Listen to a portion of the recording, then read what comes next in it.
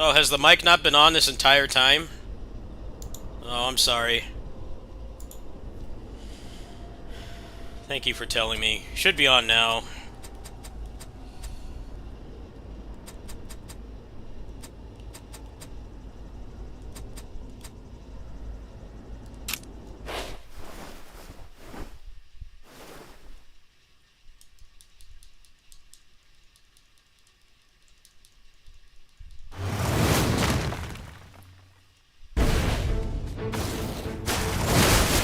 No, I don't even get to learn the boss. No health.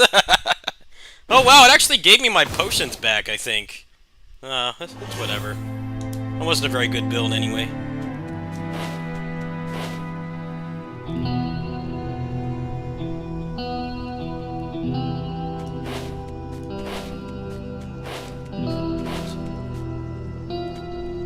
No, I'm alright today. It's just very hot, so...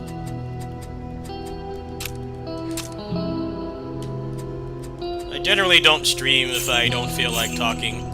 There are some exceptions. I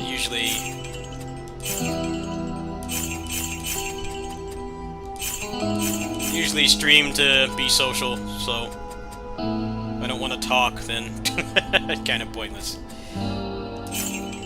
I got a lot of the same stuff this time, huh?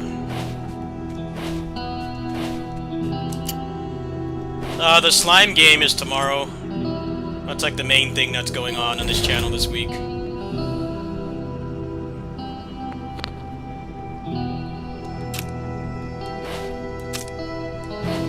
Slime game is tomorrow, and I don't know if the game is any good because the marketing has been terrible.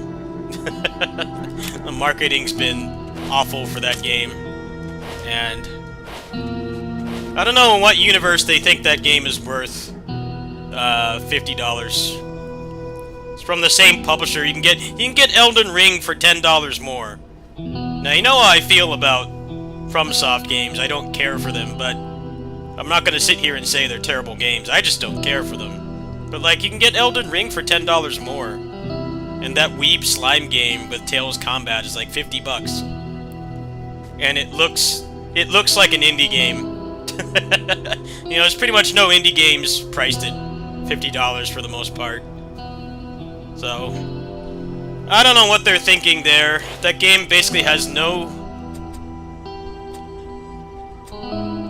The game basically has no audience outside of people who like the slime manga or the anime or whatever it is, and then people like me that are just hyper fixated on Tails Combat. No, there's nothing. I posted one on my Discord yesterday that was like halfway decent. The other one is somebody on their development team or their promotion team just mashing buttons. Like, really bad. Horrible gameplay.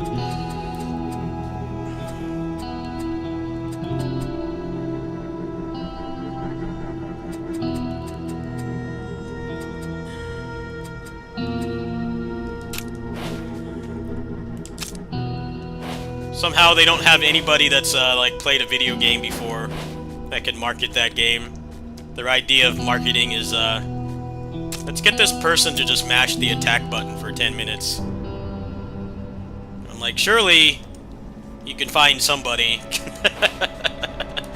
But that just means that it's a real Tails game, because that's pretty much how Tails marketing always is. You can't get anybody that can play even like halfway decent. That's how it's always been. But we'll find out. I bought it.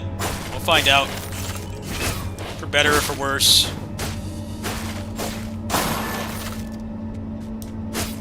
No, Bamco only gives keys to superstars, people that have like tens of thousands of subs. You know, most publishers will work with me because I do have about 11,000, and they see that I'm consistent, and like I send them videos that did really well, like the Muso overviews and the indie game overviews and stuff. That's generally enough. But Bamco has ridiculously high standards for who they'll work with. So for them, what they want is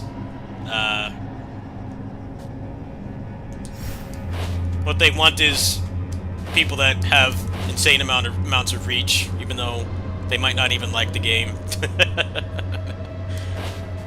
Getting a key from Bamco is nigh impossible, unless you're a superstar. I feel like if you're at that level, you probably can just afford the game yourself. People will watch anything you put up. But yeah, they're like the most stingy Japanese publisher to get review keys from. That, in my experience, my personal experience as a content creator.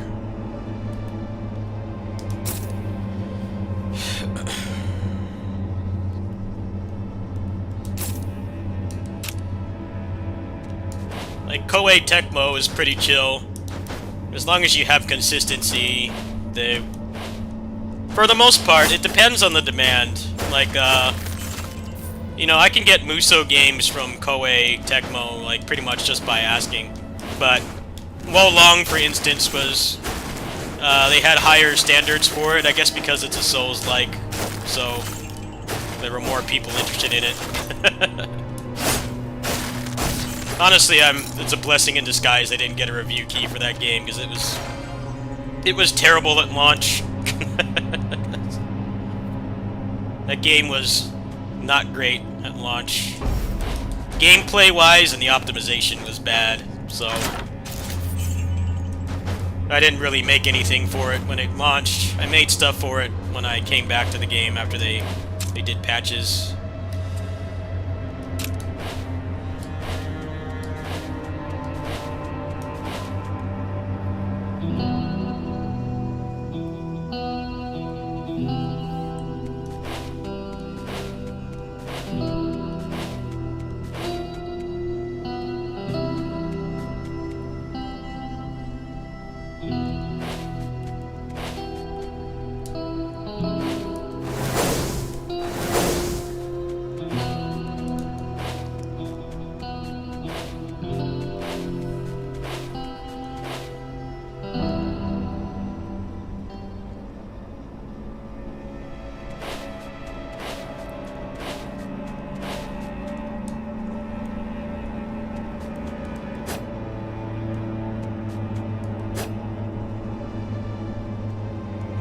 Trash.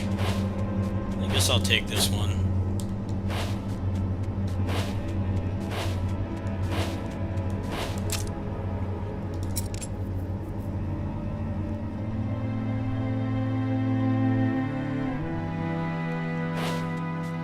Yeah, I went on Bamco's site a couple years back, and they want like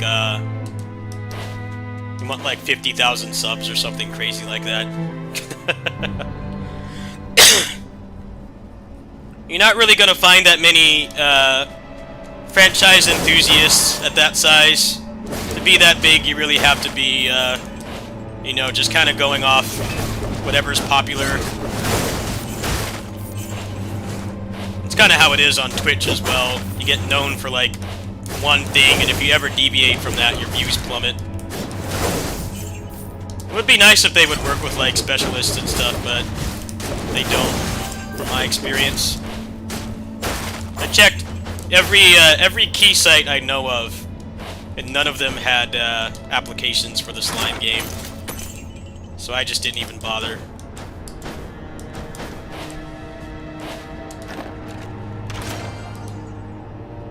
Oh wow, that's actually pretty good. I think I'm gonna take that one.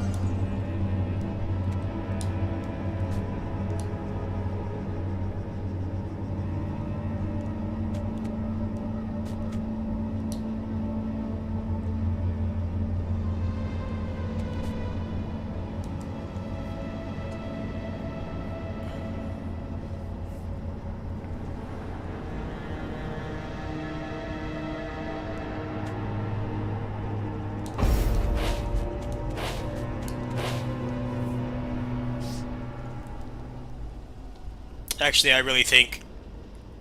I think in retrospect, the way that they did the review keys for Wo Long was a mistake.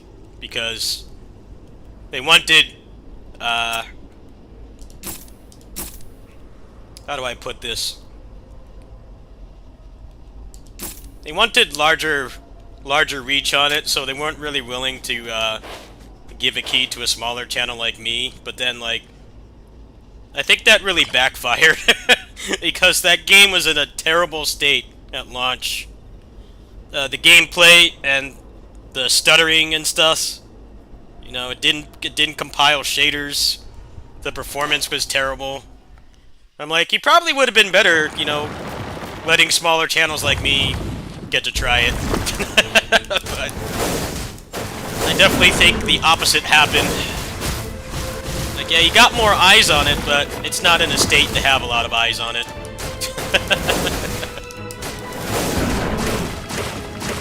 Oh well. That game became a good game over time.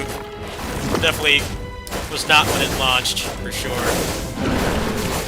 don't think anybody would say it was.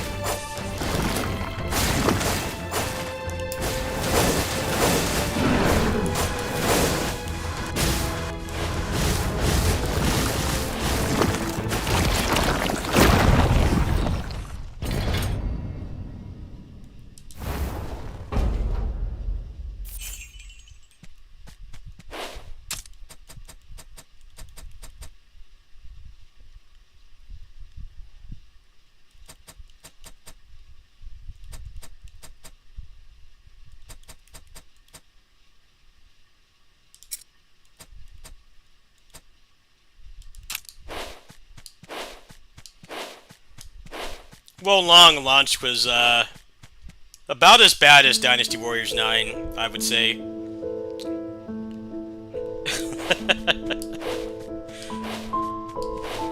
I'm glad that they have their own engine, but I definitely feel like it's not as good as it should be.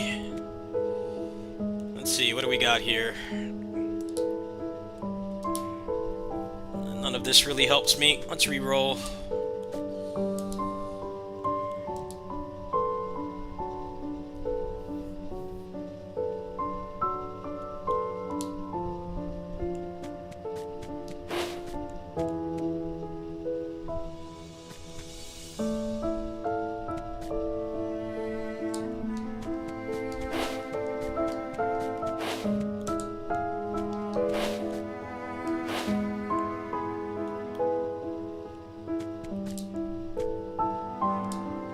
Oh, that overwrites it. Oh, that's good to know. Oh, you can buy pots from here. That's something I didn't know. You can buy keys, too.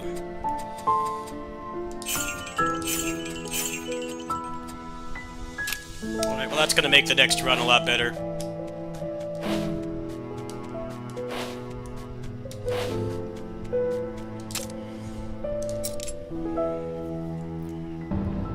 Now, this game isn't like Blasphemous, it's more like 2D pixel art Diablo with roguelike elements, which really helps it to stand out, in my opinion.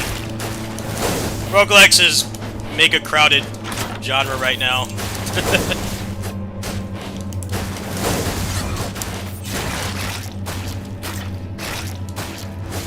This game's kind of got the same problem as Turtles, though, is like it's a good game, but it's buggy and lacks polish, so even though it's doing something different to help it stand out, it's still a little bit of a hard sell. I haven't encountered any bugs personally, but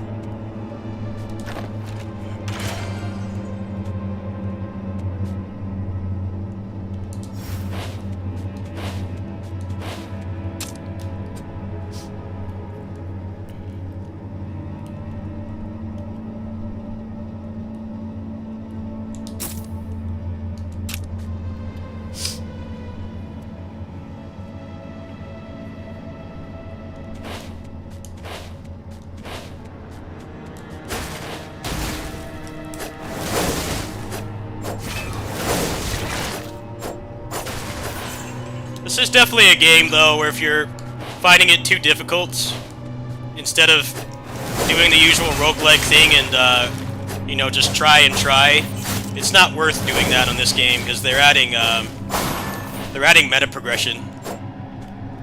Wait a minute. Why are my controls reversed? Is it bugged? I think it's bugged. I can't turn around. What the hell? He doesn't turn around.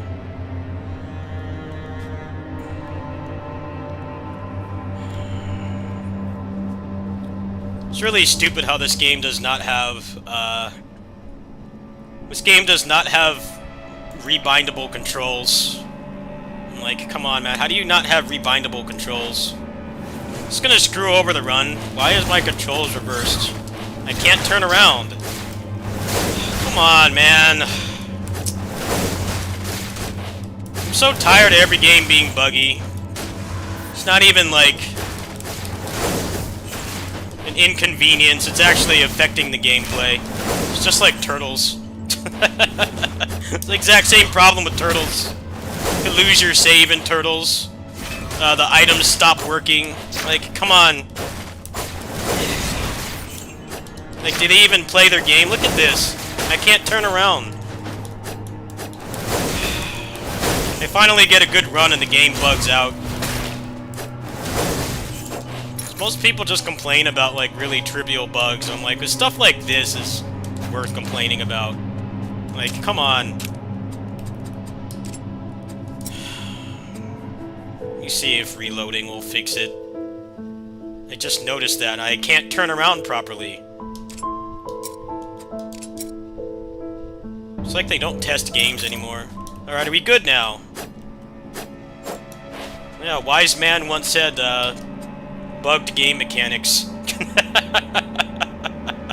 I'm like, did I set the controls wrong? It's like, nope, I didn't set the controls wrong.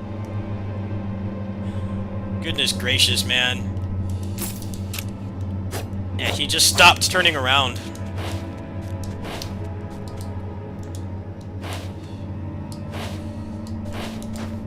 DSP is, wiser than he's known for.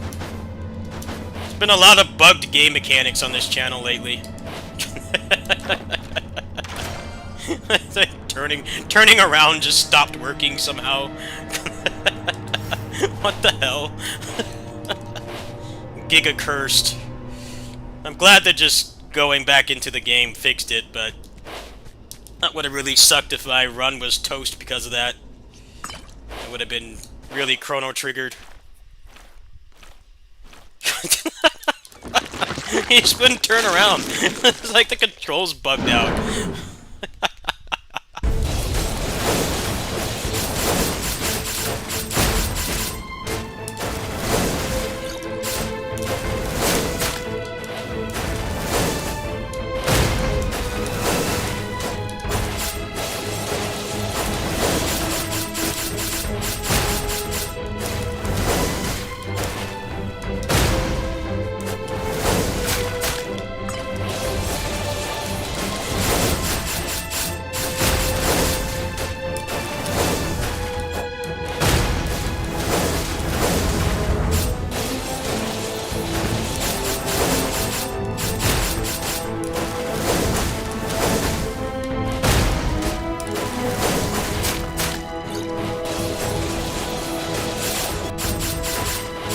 As soon as I said I hadn't encountered any bugs, the game like completely just had an episode.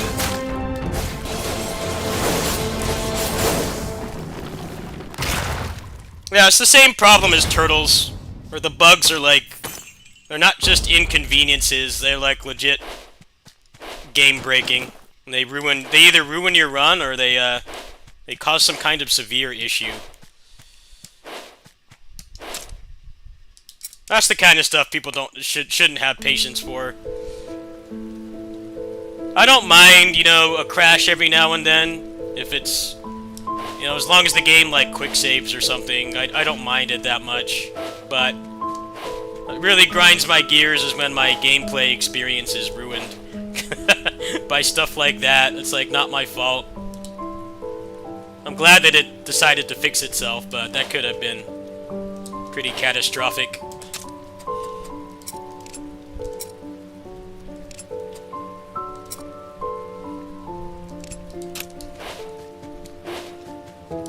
That's why I said in my overview, like, Turtles is a really hard sell right now because of the bugs. Apparently co-op is even more buggy. That's what I've heard. I've heard the co-op is, like, incredibly buggy. Like, it's pretty bad single player. I didn't know it was even worse. Like, the single player is already kind of a buggy mess. Crashes and, progression not working.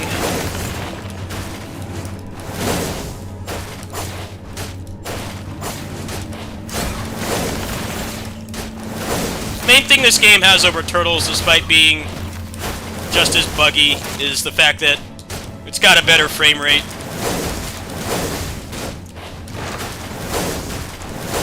Turtles' frame rate sucks. If you liked my content for that game, definitely wait for PC. Don't buy it on Switch.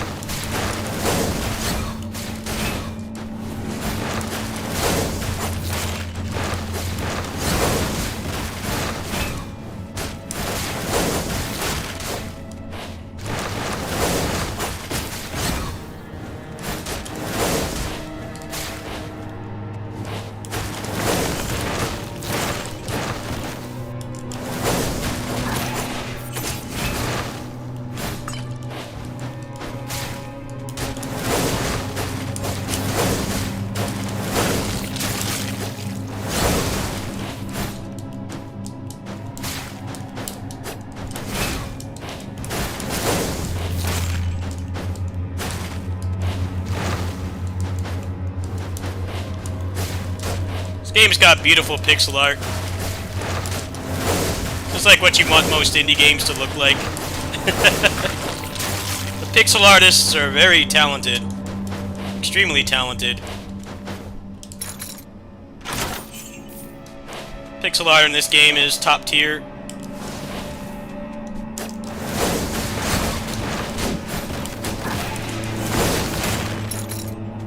It's not easy to make pixel art of this quality, but they're doing it, that's for sure.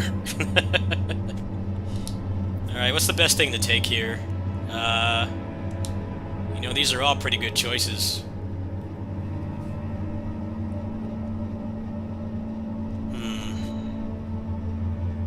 I don't really need the cooldown the way that my build is right now, so I don't think this is worth taking. I think I'm gonna take the attack speed. Yeah, I think that's actually the better choice, despite my attack speed fetish. It's actually a better choice, just because I can use that Phoenix Slash more. Let's see, I think I got a skill point. Yeah, we'll take that. Alright, let's see if I can clear this time. Copium.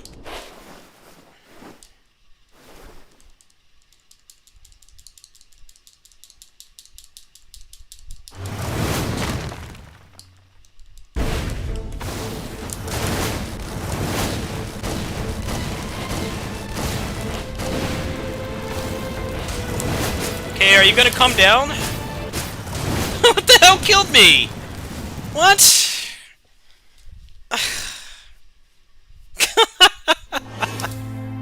Oh, everyone's favorite boss. A boss that flies and spams projectiles. You can't make a guy with a sword. That's the other problem with this game. The worst thing about this game is, like, you can't use any of your moves in the air at all.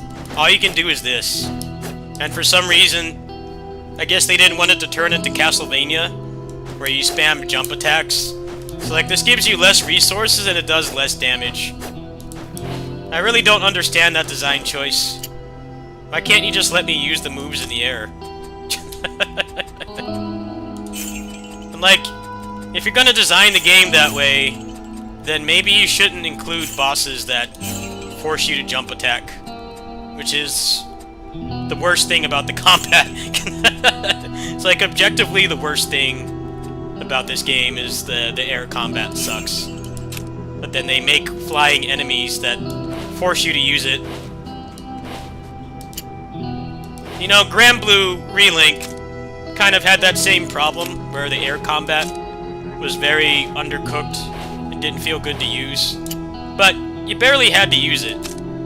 They didn't particularly design the game around it. The problem with this game is they make flying enemies, which are always annoying and not fun to fight in any game, but then your options are just like cut in half. I'm like, I'm enjoying this game, but the flaws are starting to become, like, way more apparent. My build there was pretty much crippled. There wasn't really a whole lot I could have done anyway. You would have had way more chances to attack than I would have.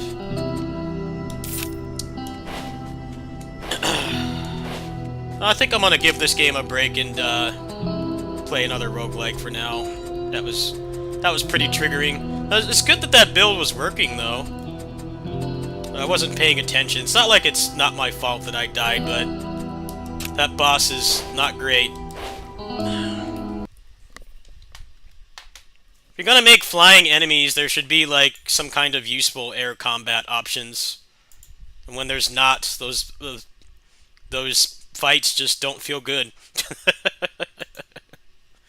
I don't know what it is with games, man. It's like, it's either like Assault Spy or like, you know, some other games where, like, the air combat feels really good. That flying enemies, like, aren't an issue. You know, they give you, like, a Devil Bringer or something like that to pull them over to you, or you go to them. That always helps a lot.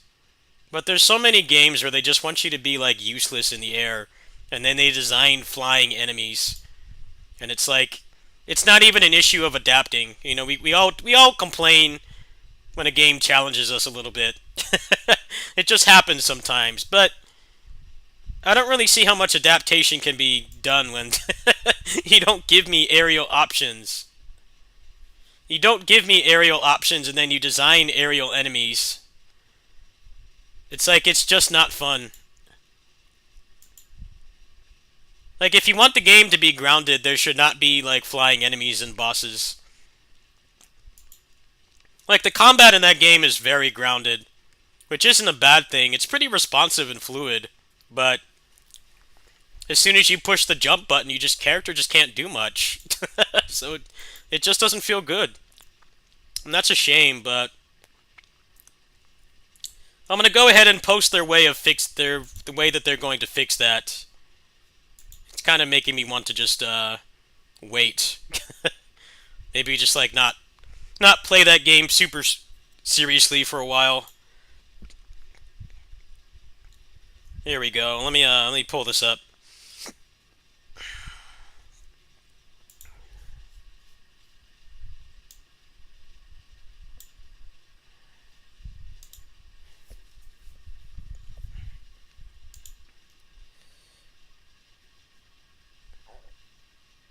Yeah, but what I'm saying is that aerial combat in Relink is not the focus. That game is also very grounded, too. Some of the most negative feedback is that flying monsters are difficult to kill without using skills in the air. To address this, we are working on several legendary pieces of equipment and artifacts that can be used to deal efficiently with aerial monsters. Okay, but it's like, why don't you just let me use the skills in the air? That would solve the problem. If I could have used that Phoenix Slash in the air, those last couple fights wouldn't have been that bad. I don't understand how this is supposed to fix the problem. So basically, to have fun fighting the numerous flying enemies and bosses, I need to get lucky and get a drop. I don't know if that's like the best way to solve the problem. Why don't you just let me use it in the air? I mean, you're fighting giant trees and stuff. I mean, realism is clearly not part of their design philosophy. Just let me use it in the air.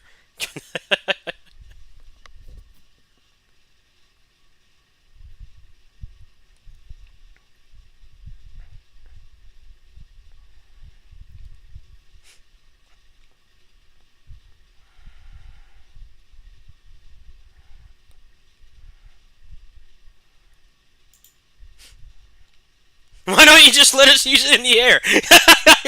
Yeah. Exactly.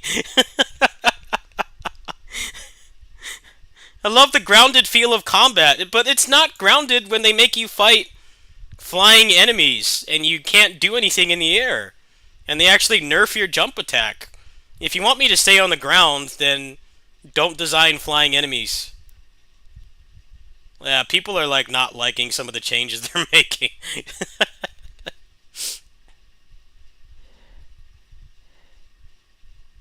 Yeah. Alright, well, let's play something else. There's nothing I can do about that right now. Hopefully they'll find a better solution than you need to go get a legendary item to actually have fun fighting something that's flying. Which I don't think is very good design, personally. Yeah, I do wish aerial combat in Relink had been better, but they designed the game in a way where it's not needed. The game is pretty grounded. That game I was just playing is the opposite. They want you to jump all the time, but it doesn't feel good and it does no damage. And it directly, like, limits your options. So, it's just a real big mess of just not being fun to play. Alright, let's do a daily login on this. Please select a storage unit. Proceeding to the lounge area. The tournament transport is ready. Wishing you the best of luck.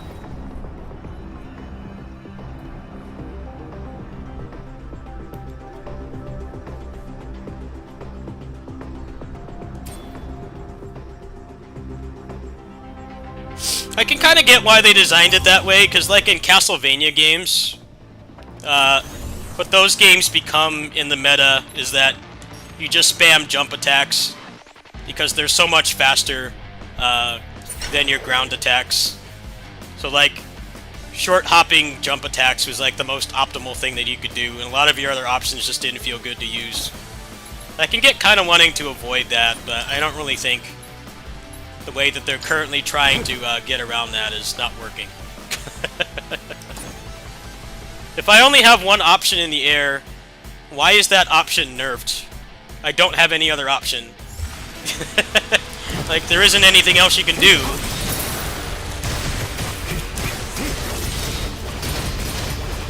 Lots of games that do that. You know, it's like they want you to play a certain way, so they make sure that an option is like not overpowered, but then they don't really give you another worthwhile option, so you end up just feeling gimped.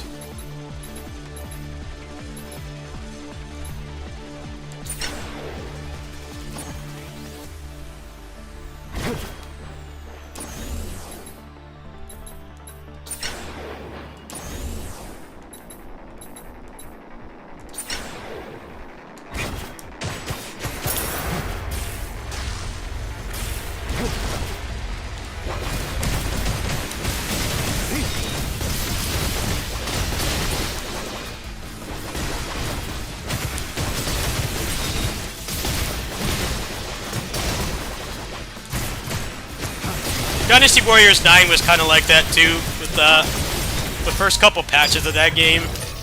The officers would just tech out at random. And it's like, why don't you just make a formula where they can't be juggled forever, like Streets of Rage 4? Why don't you just do that instead? Instead of just having it be RNG whether the combo works or not. They eventually just took that out and you could just combo them forever, which, like, it's not really much of a solution either. At least it was something.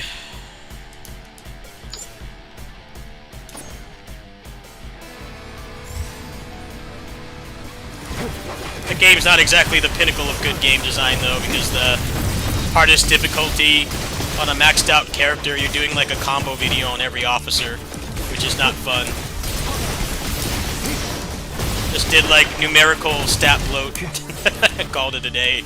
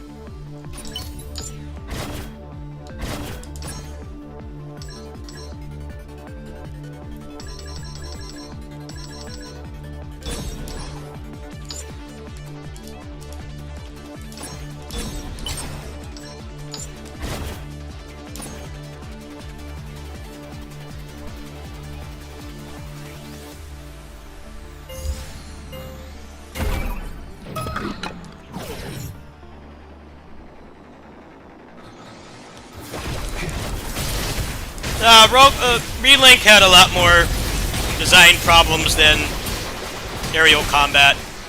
They actually designed the game around, you know, jumping not being a big thing, which is fine. Not every game needs to be an air combo fest, as much as I would prefer it.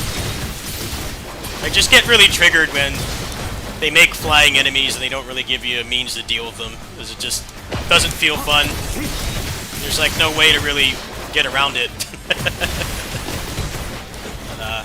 I think that Dragons is Dead game will get a lot better over time. It's buggy and some of the design choices aren't great, but it's got a good foundation. If they stick with it and they listen to feedback well, I think it'll turn out to be one of the best roguelikes, probably. You can definitely see why they put it in. I can see why they put it in early access. If they released that game the way it was now, full release, it would just get destroyed in reviews.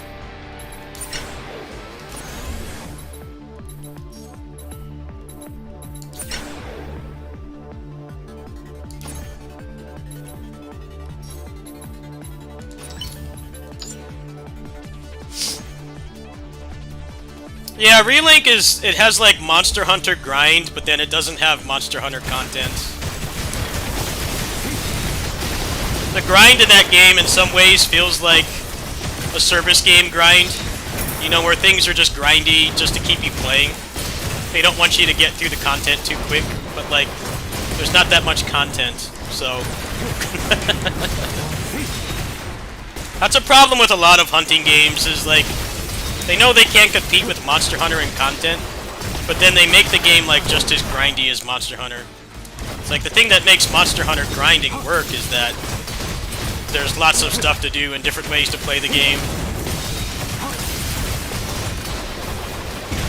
Builds in Relink are very boring, and there's like not a lot of content, so getting tired of the grind is pretty normal, in my opinion.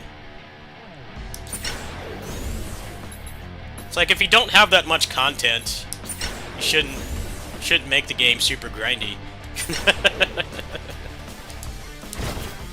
Like this game is grindy, but the grind is pretty painless, and you actually see pretty good progression just by playing.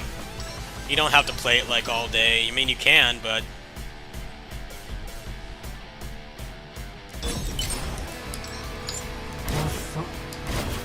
you only need to do a certain amount of grinding to clear all content in the game anyway, right now. But yeah, Relink is just grindy and not really for any reason. They did make it a little better in patches, but it definitely did feel like the game was designed around being like a service game.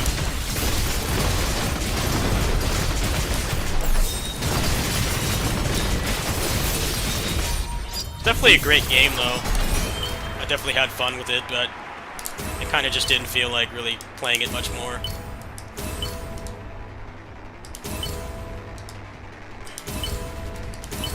What's this? Oh, it's got crit damage on it. Nice. That's actually a pretty good piece.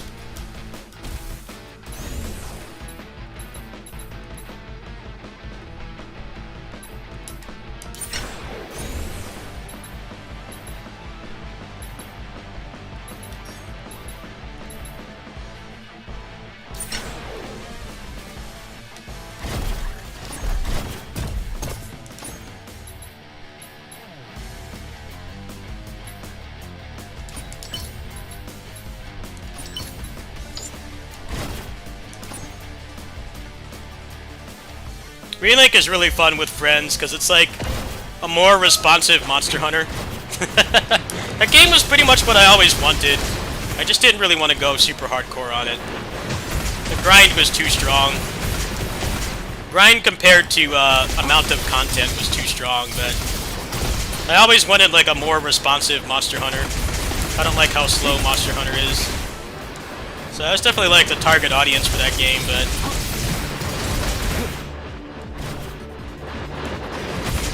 I do think it's weird that it's sold that well and like they're not making more content for it. I find that to be kind of random.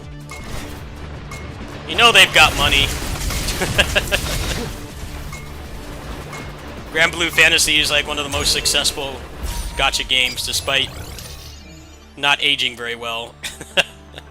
You think that they would have like more plans for it, but I guess not. I think they told people to like wait for more information or something.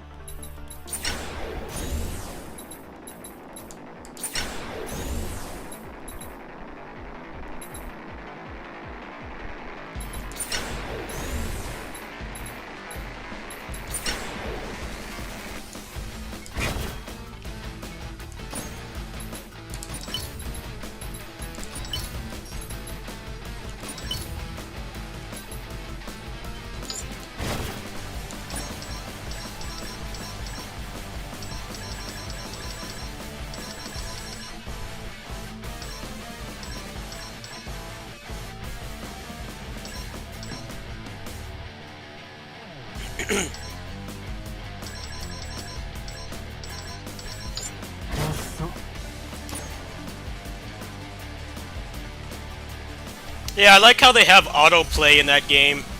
And people were like coming up with scripts in Relink to have the game play itself. It's like, you know it's not a gacha game, right? You shouldn't have to do that. The grind should feel like you actually want to play it. And then people are like, oh, I don't want to cheat. It's like, you might as well just cheat at that point. The game is not respecting your time. But that's like something gacha games do, is they have autoplay and stuff because they want you to stay logged in. But it's like it's a full $60 game. Like, that's not how it should be. Playing the game should be rewarding. You shouldn't be punished by feeling like you have to let the game literally play itself. That's something you expect in a gacha game, not a full-priced $60 game.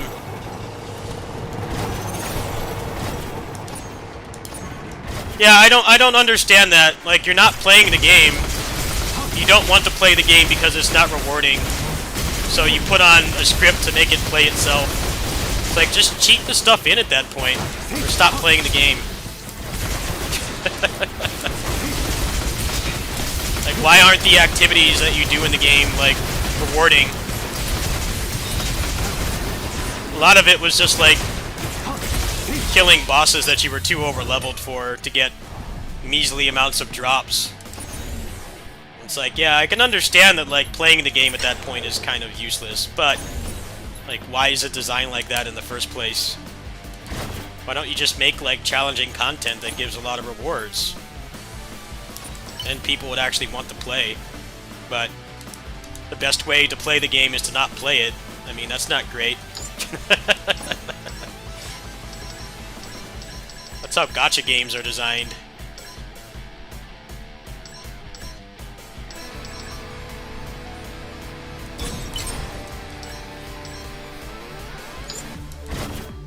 KOF All-Star. I used to play that game on the channel. They had a thing called Rush Dungeons, which are basically like dungeons that were piss easy, but you had to do them for currency. And actually playing it was pointless because of the power creep in that game. You could just one-shot stuff. There wasn't any challenge or skill involved at all. So they just had an auto farm thing in the game. So like, the common thing to do when they would have a Rush Dungeon event was to literally just leave your phone on. Like, you're going to bed. Like, you're going to bed or you're, like, working or something and you're not really supposed to look at your phone. You, like, just put the auto farm on for several hours. Like, literally, not playing the game was efficient. Especially because of all the load screens. The load screens took up more time than, like, actually clearing. Which is a problem in Relink as well. The loading and the cutscenes and stuff, the victory cutscenes.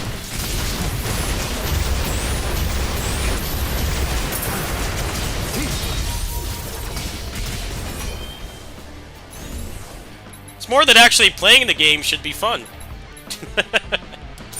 It should be fun to actually play the game, not feel like it's torture.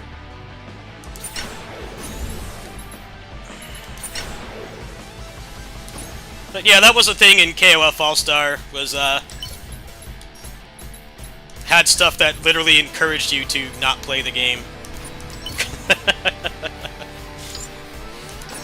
Like, yeah, playing the game is inefficient. Leaving it on all night is more efficient. Like, what kind of design is that?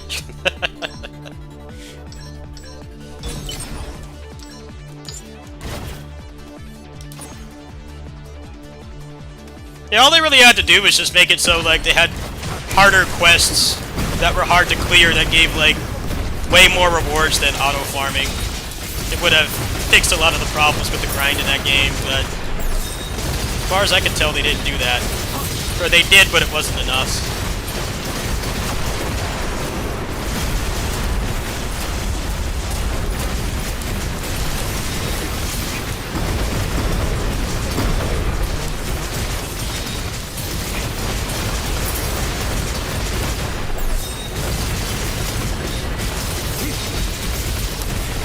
This game is kind of weird because it has a lot of gacha stuff, like,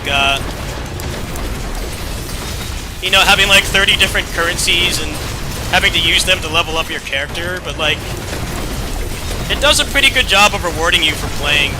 You get a lot of stuff for doing this, this mode I'm doing right now. They give you a lot of stuff for it. It takes like 20 minutes and you're pretty much guaranteed to have like some kind of incremental upgrade after you finish it, so it feels good.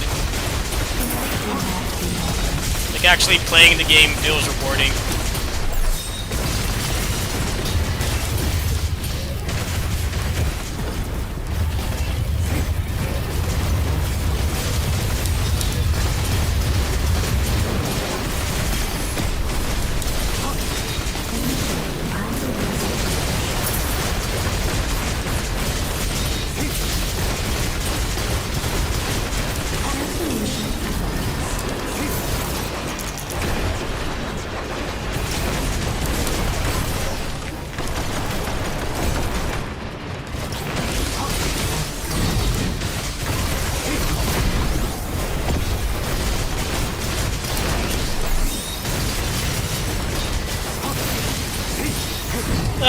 Power Flood, the reason why people do that, it's thinly veiled jealousy at the people that have that game on PC.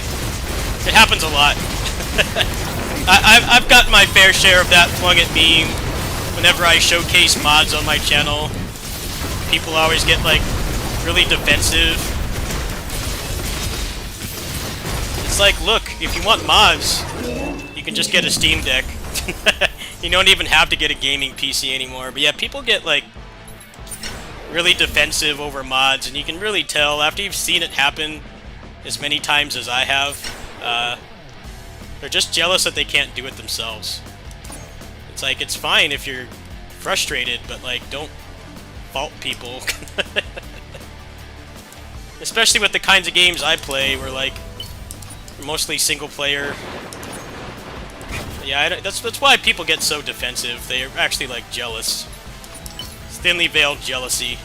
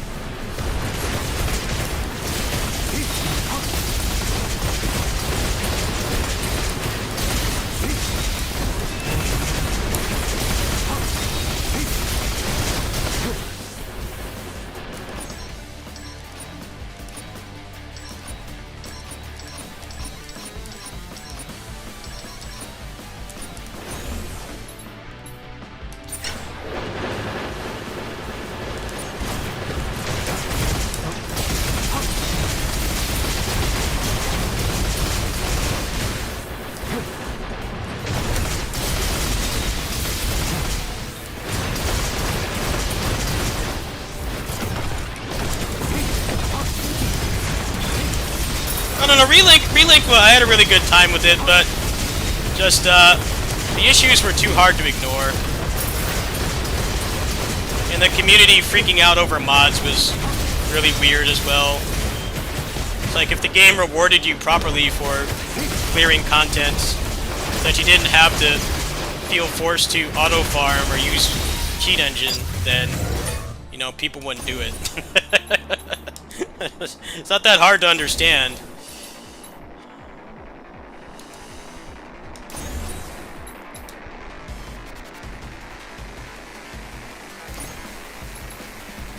Can't really expect PC players to not use mods and stuff when the game doesn't respect their time. I mean, that's one of the benefits to gaming on PC. Especially on stuff like Unreal Engine. You know, you can just fix stuff by yourself. That's why I bought Gundam Breaker 4. Like, I played the network test for that. And, like, the combat wasn't as fluid as I like. I know somebody's gonna make a mod for it. Tales of Arise. Another perfect example. Combat in that game sucked, but a person who's a subscriber of this channel made an animation cancel mod. It did make the game, like, you know, top-tier Tales game, but it was much better. Simply because it's on PC. You can take matters into your own hands with that. Like, for predominantly single-player games, shouldn't, like, fault people for wanting to mod like that. Game should be balanced around, like, challenging stuff actually rewarding you properly for your time.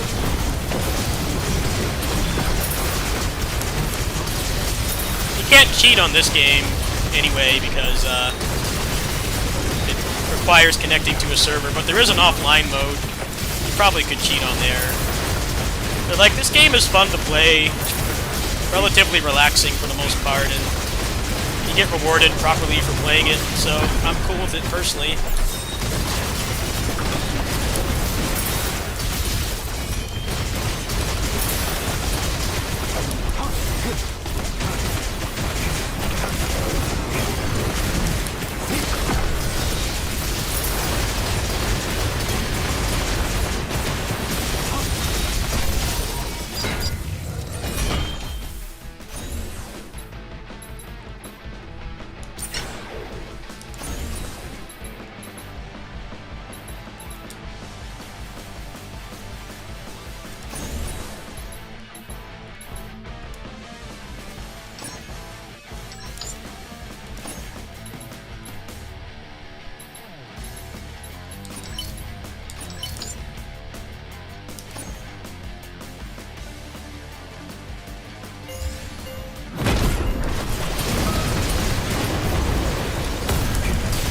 Like, Zenless Zone 0, for instance, is really grindy, how much fatigue it takes to, like, level up your character, but the thing that's nice is that the missions that you do it on are, like, no more than, like, 2 minutes. You can burn through your energy really quick. The combat in the game is fun. I think that's one thing they really nailed with that game is, like, if you're not gonna have a skip button, it should be quick. It shouldn't take too long, because it's something you're gonna have to do, like, dozens, if not hundreds of times.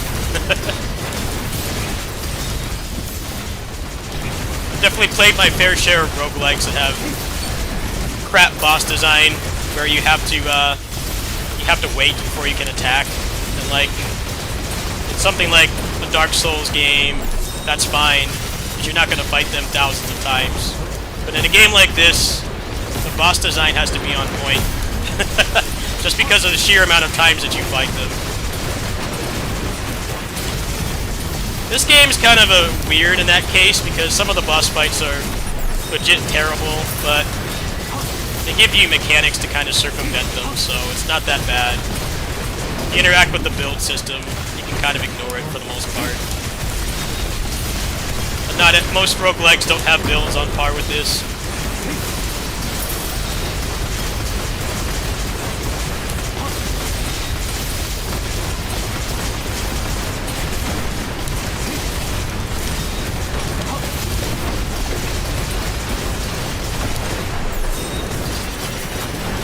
Turn invincible.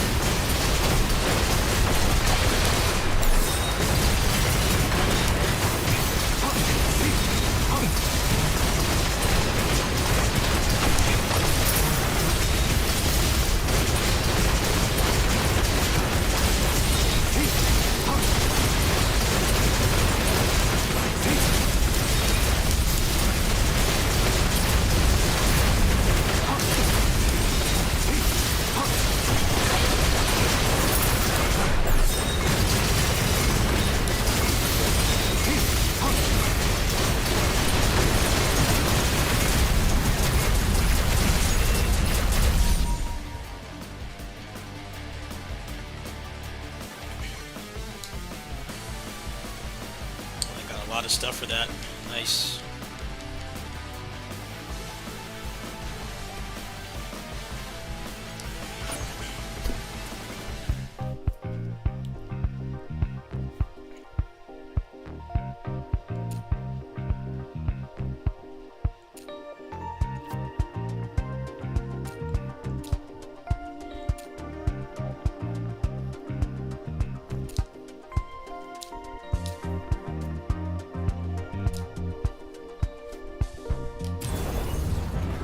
The tournament transport is ready.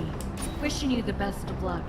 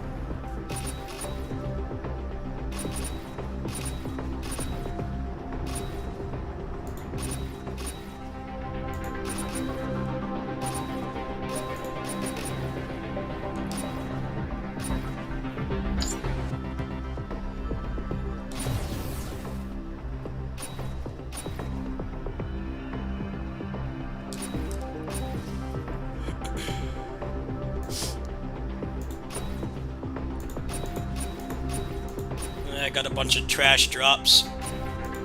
Don't want to keep these because they take 6 enhances to get all their affixes, which is a waste of resources. Generally want to take like these ones. This is a good one because the condition is very good, so it only requires 3 upgrades. That one's worth keeping.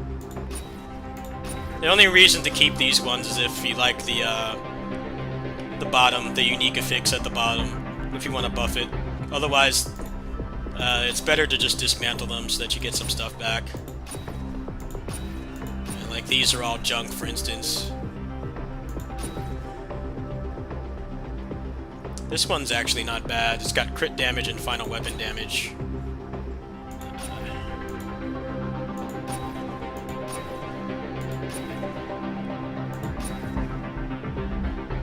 Alright, so let's merge.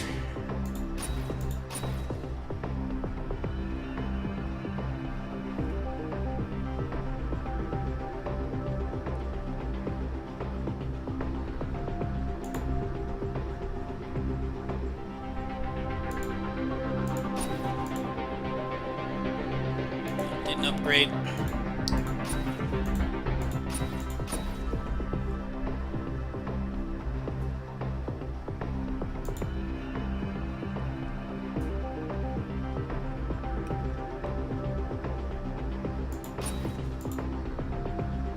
There we go. That's a good upgrade.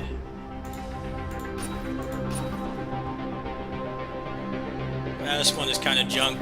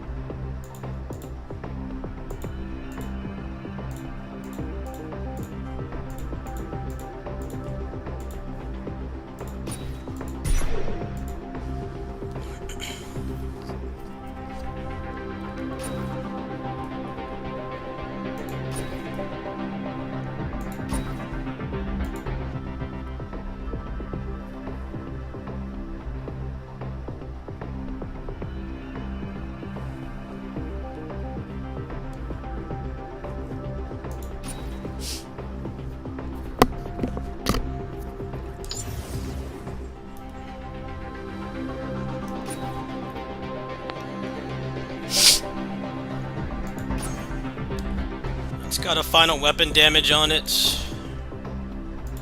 These aren't too hot. Skip that one.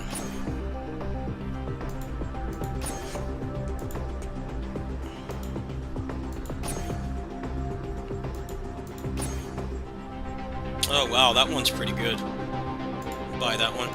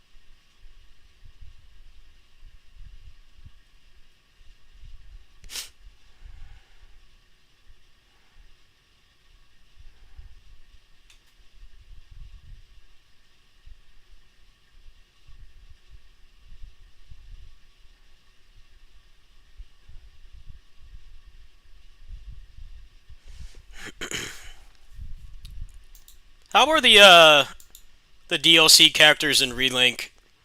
Because there is that mod that like greatly changes the game that I've been kind of looking into, but I never bought the DLC characters. I was already off the game by the time they added them. Are they like any good? They're only $10. I don't know if I'd buy them right now because I'm kind of overbooked on video games this month. But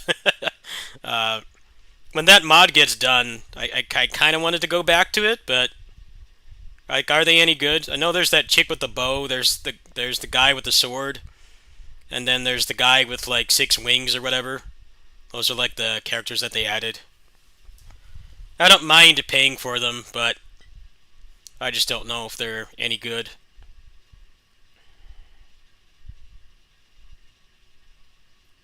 Huh.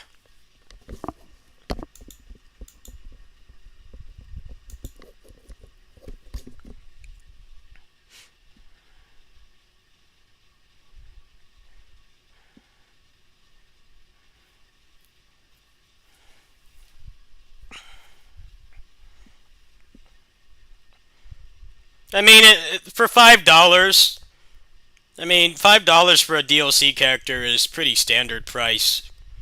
It's nice that they put in a way to do it without spending money, but I feel like they could have just require you to pay for it if the grind is going to be that bad. The grind is already too bad in that game.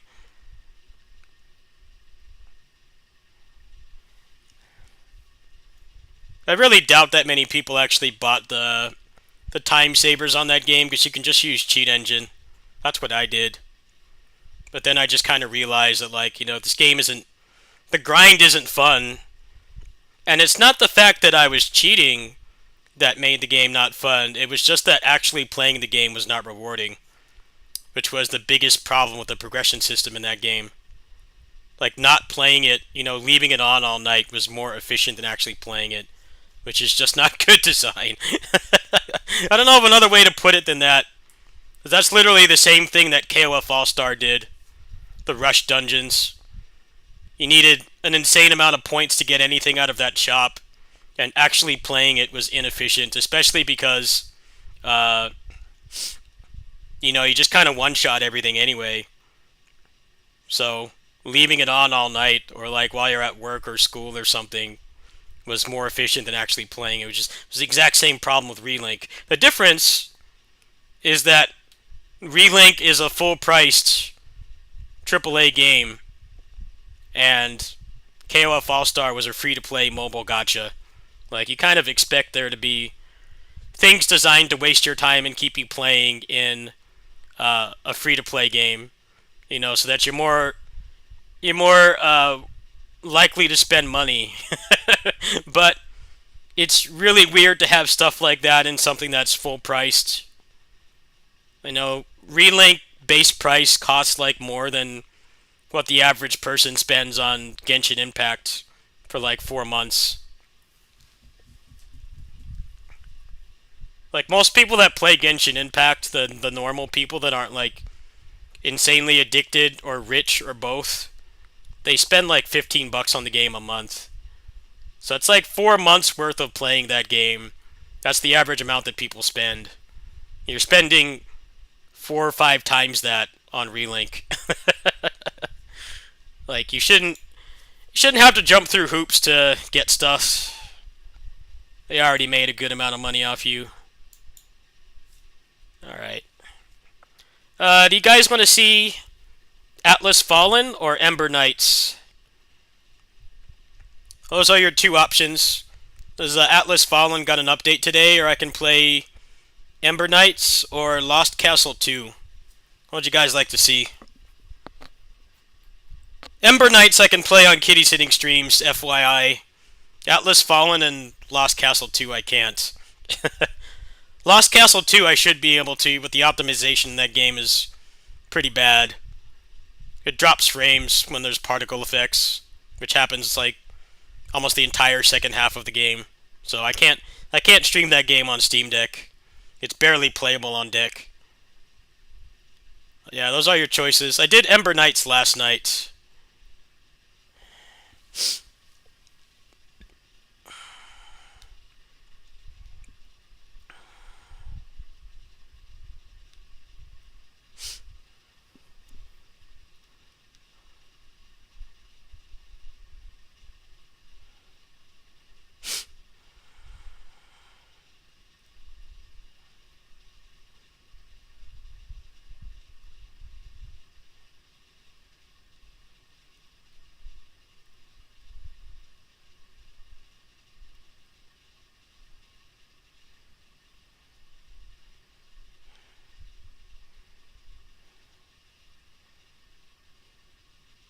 Alright, I'll play Ember. I'll do a run of Ember.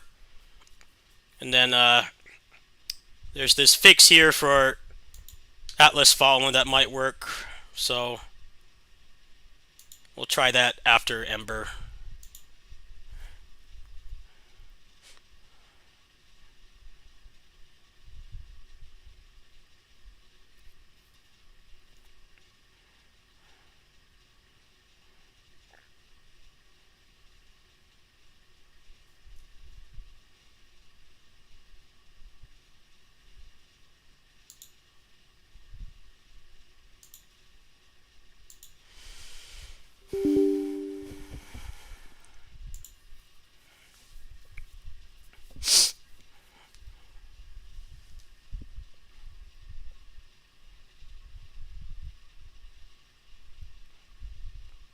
I'll do Atlas Fallen after this. That'll probably be the last game of the stream because it's starting to get really hot.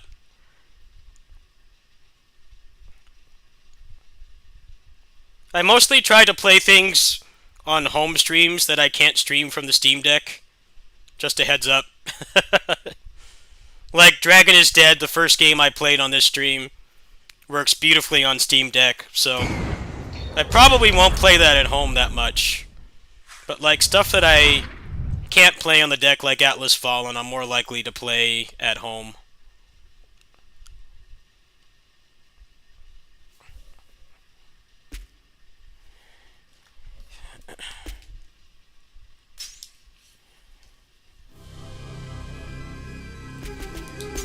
It's just been really hot. We've been in a heat wave here in California for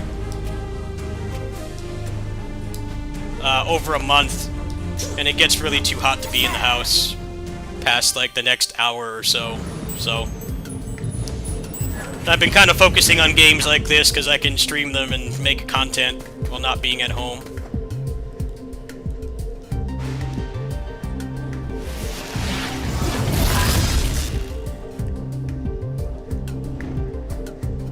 It's already getting to the temperature where I'm really wanting to not be at home right now. Go over to my neighbor's house where there's air conditioning. Which is why playing small games like this is nice. Runs fine on the deck, I can stream it and everything.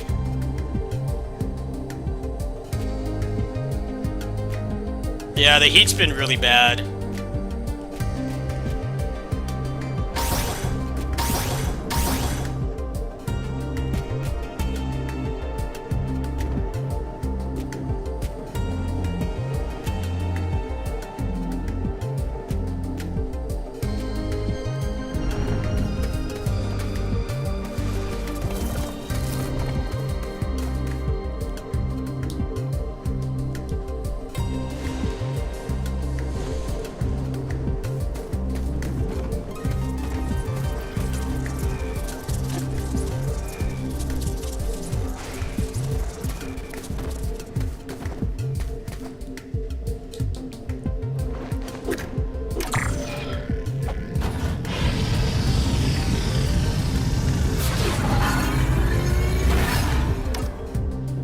I think the slime game might actually be Steam Deck kosher, because the system requirements for it are actually very low. It might actually be a kitty sitting stream game. Let me tab out of this really quick. You guys want to see the requirements for the slime game? They're actually very modest, so meaning I might actually be able to play it over there and not get frame drops, which would be really nice because it's really hard to be at home right now with this heat. Let me go ahead and pull it up.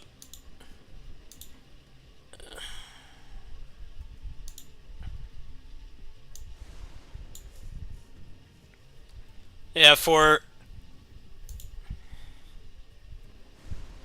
low settings, 1080p, they want 4 gigabytes of RAM, which the Steam Deck clears. The processor is better than that as well.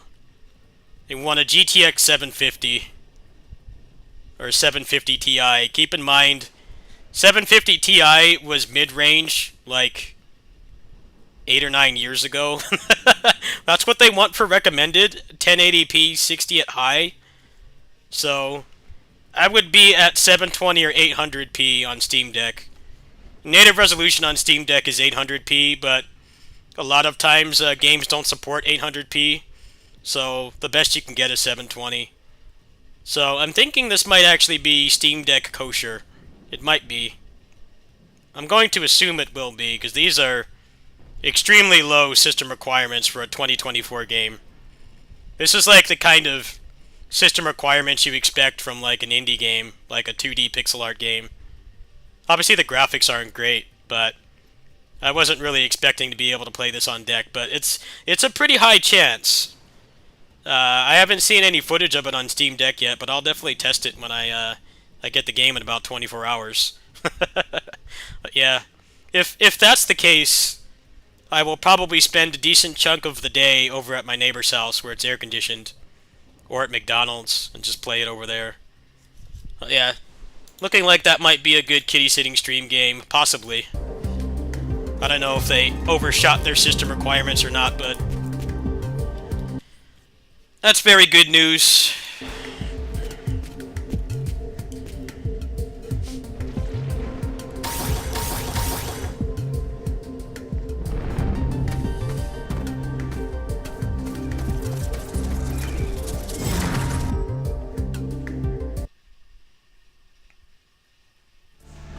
It's better than having graphics like that and requiring like a $1,000 computer. Which also happens as well. There's plenty of that happens.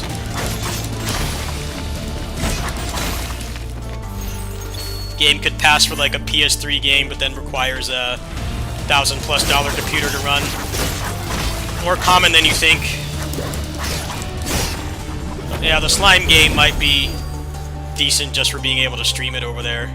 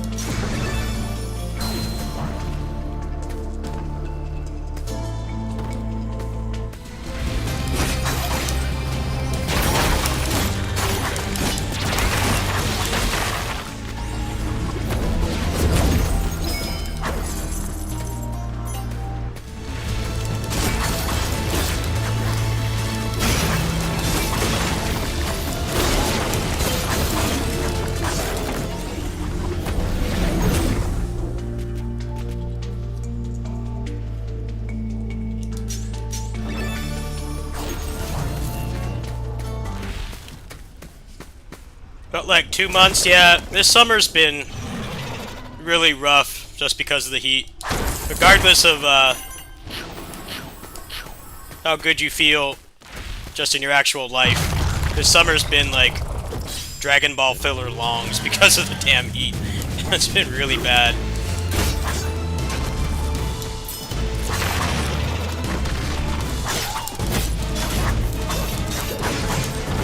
If you're not lucky enough to have air conditioning, it's been pretty actively miserable.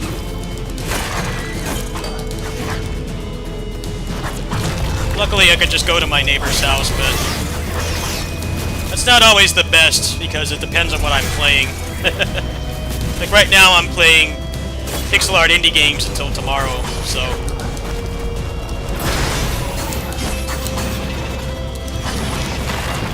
it's not like really bothering me too much, but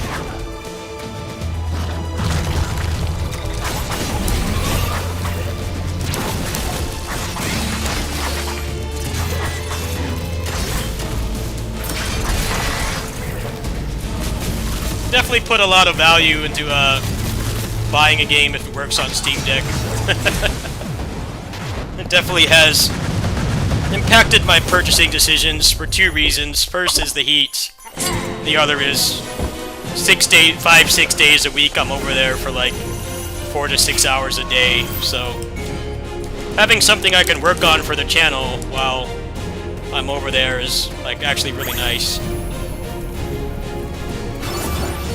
You can also stream from the PC, but I haven't had much luck with that personally. I've tried that before with games that the Steam Deck can't run very well, and I don't know. Felt like it had too much input lag. So for the kinds of games I play, mostly action games, it's not that great. I'll have to give it more of a shot. That might become more necessary depending on what kind of games come out soon.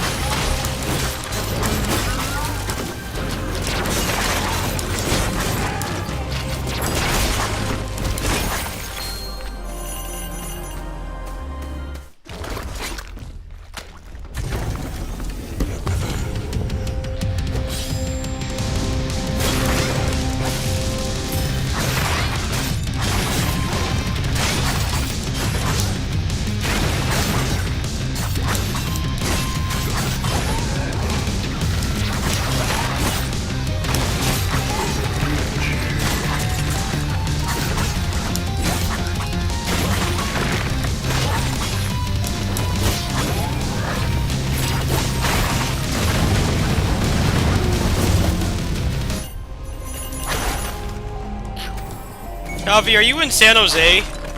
Or like Sunnyvale or something? Because I'm originally from San Jose. I'm in Bakersfield now. But the heat is not much better down here. It's almost the same. I think you're in San Jose, right? That's my old hometown.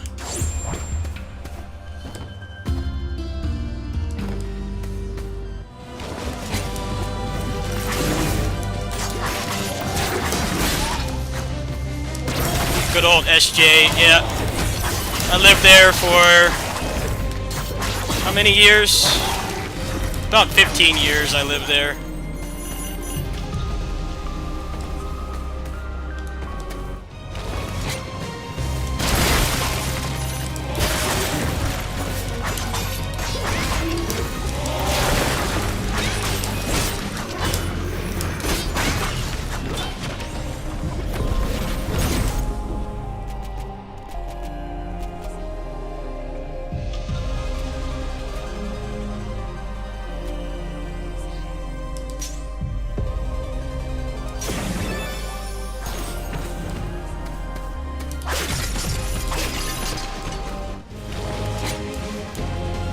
Fresno to Dallas is not the best progression for having less heat. Texas is pretty bad.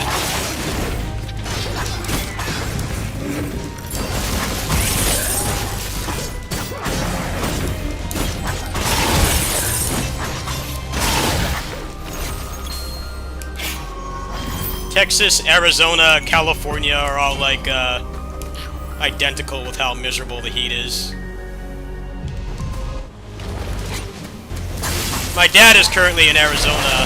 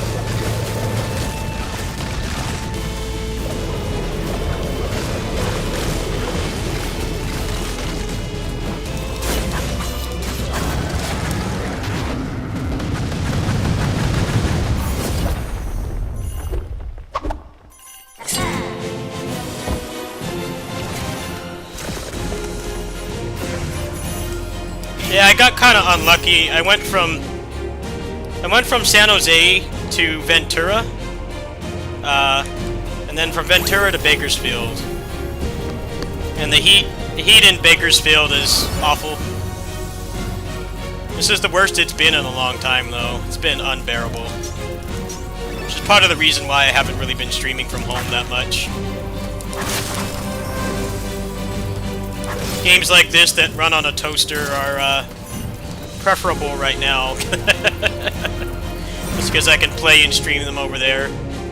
I'm hoping Gundam Breaker will be like that, but it's very hard to tell because Megaton Musashi is very similar, and the frame rate in that game really tanks when you get to the end game.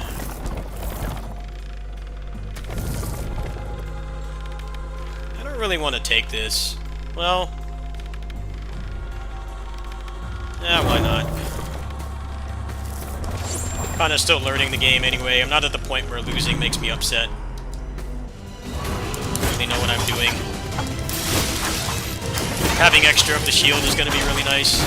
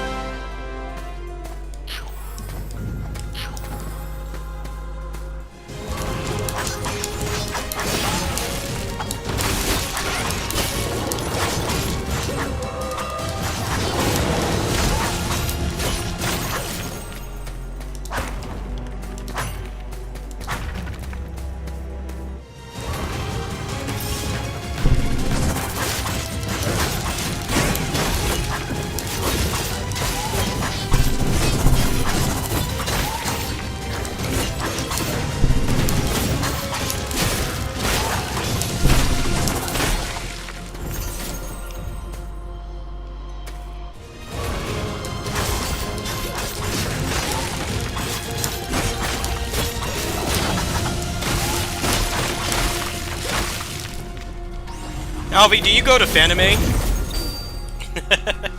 Do you go to Fanime? I went to Fanime for 16 years. This was the first year I didn't go. I had a 16-year streak, not counting, you know, COVID years where they didn't have it. But yeah, I went to Fanime for a very long time.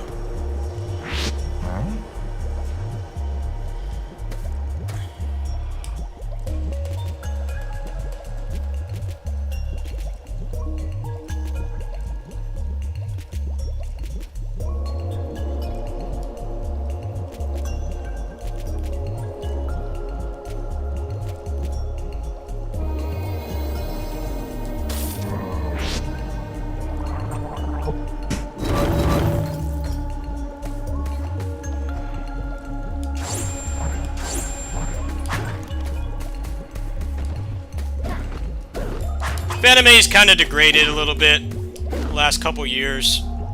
I'd say post-COVID. Mostly just they don't stay open all night anymore. I don't really care about the guests personally, but there's also some kind of thing they were protesting because I guess there were some bad people on staff. I just didn't feel like going this year. A lot of my friends don't go anymore. They're going to different events that same week. So, kind of lost a lot of interest in going. It's not a very interesting con if you don't have friends to run it with. It's not as big as Anime Expo, so there's not like exclusive announcements and like big name actors and stuff or anything like that. Basically a con to go to if you have friends to go with. If you don't, it's not that great, which is why I didn't go this year. It's not so much that my friends have bailed, it's more that Combo Breaker and Anime Central are like the same week, so most of the people I would want to see are no longer there because they're doing other stuff. And yeah, Fanime's not that great unless you have friends. You're just going to see friends. The actual attractions there aren't. They can't compare to Anime Expo, obviously. The difference is that you're not stuck in a Muso simulation. Anime Expo is not great either, in my opinion. It's too crowded. But they have, like, actual good reasons to go. That's enough for some people, I guess.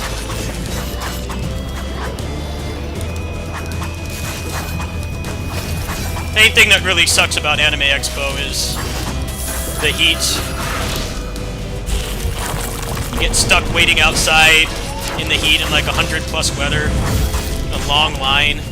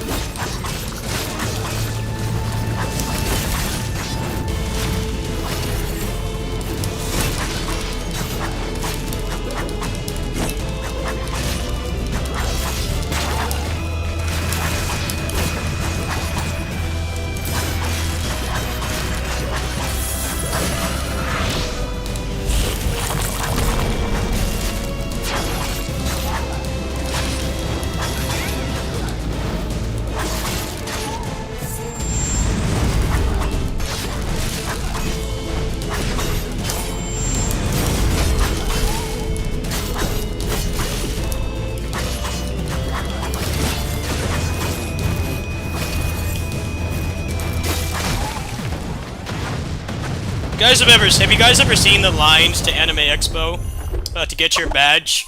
I think they go for like over a mile long, and they have it at like July, so it's peak California heat. People have definitely gotten, you know, put in an ambulance for heat exhaustion. I just don't think anything at that con is worth that, personally. They're always over capacity too, that's the other thing.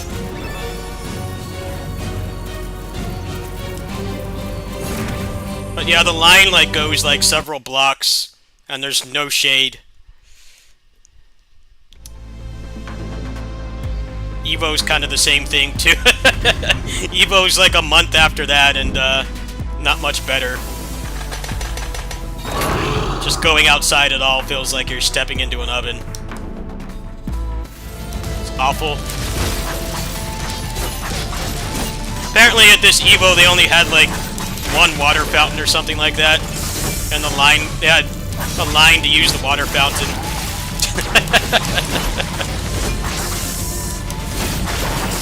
Man, you gotta accommodate people a little bit better in Las Vegas heat. Like, come on.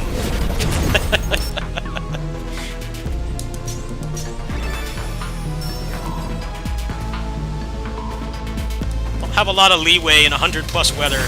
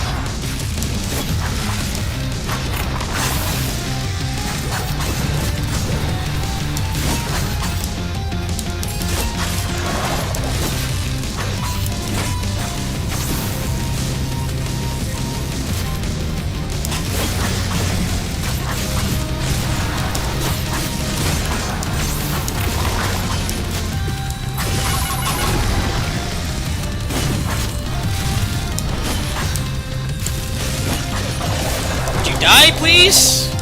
How much health? Damn it. Just fucking die, man. Kept moving. Oh, well, I got that at least, so the run's alright. No biggie.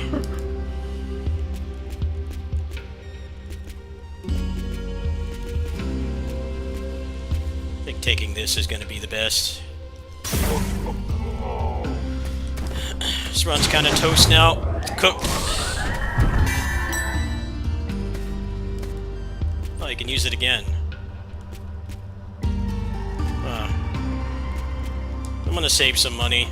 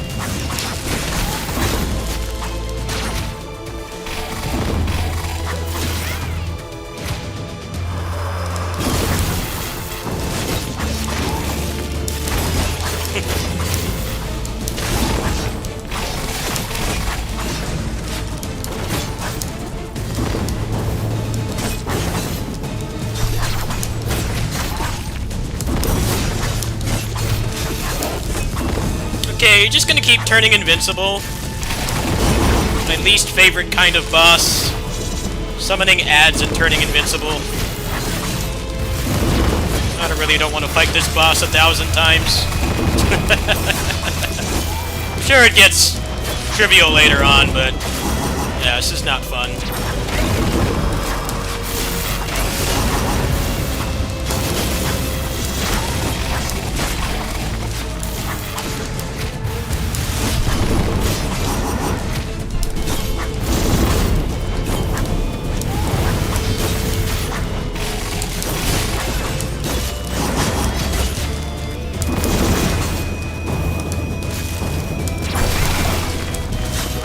Oh, good, I still got it. Yeah, that boss is, he's a zoner that summons ads and turns invincible.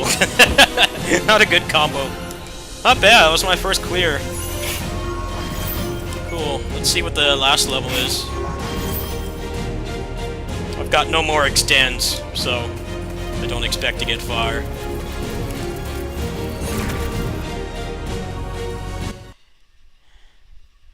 You get one extend in this game, I think. One extend.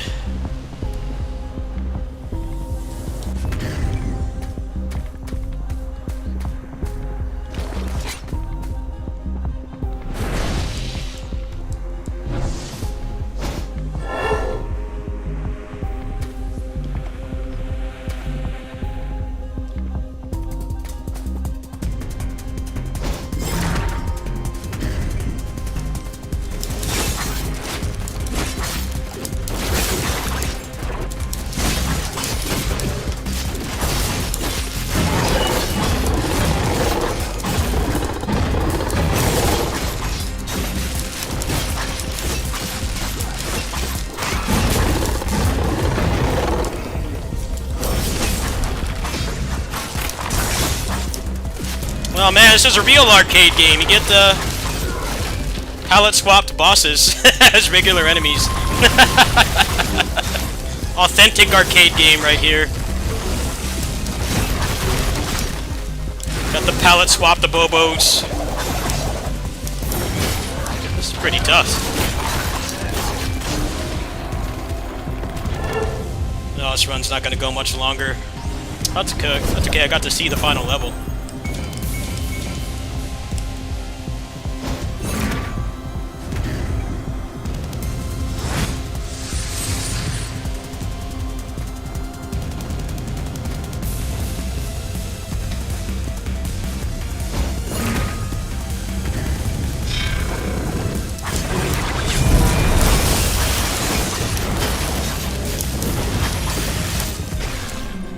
Yeah, case in point. That was a good run. Maybe if I hadn't wasted my extend, I could have cleared maybe, but like I said, I haven't really watched anything on this game, so it's a complete blind playthrough. All the bosses and stuff I'm learning without being instructed. Oh, I got the scythe. That's interesting. Let's try the scythe.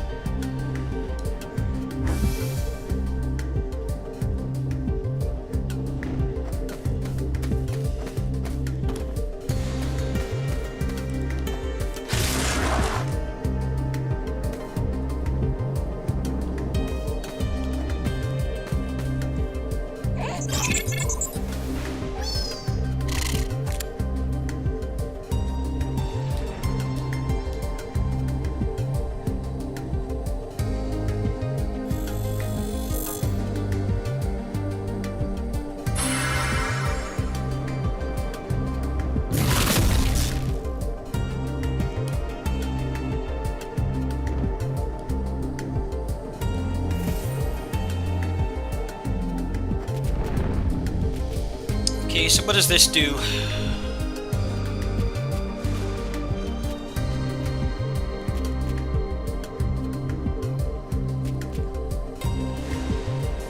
Charge attack. Oh, it's fine. Hey, I don't really get upset losing roguelikes when I'm new to the game. I get upset when I've been playing them for like 50 hours and I play bad. Like, that dragon is dead death didn't trigger me at all, because I've been blind on that game too. I haven't really watched anything. I think I'm actually getting pretty far considering I'm playing completely blind. But yeah, it's one thing you might notice about me. I get triggered when I know that I can do better. When I'm new to the game, I actually like don't get triggered at all. I'm completely fine with it.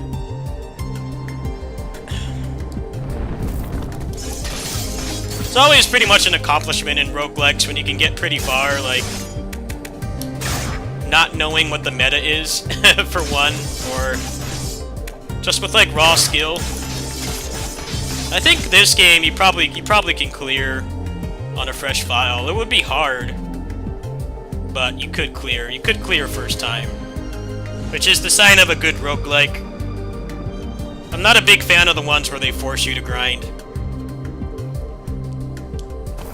I much prefer if I can at least get far, like with skill, not grinding. But it depends. If the meta progression is interesting, I don't mind the grind. The problem is a lot of the games, the roguelikes that come out now, have really uninteresting meta progression, but then you're forced to grind.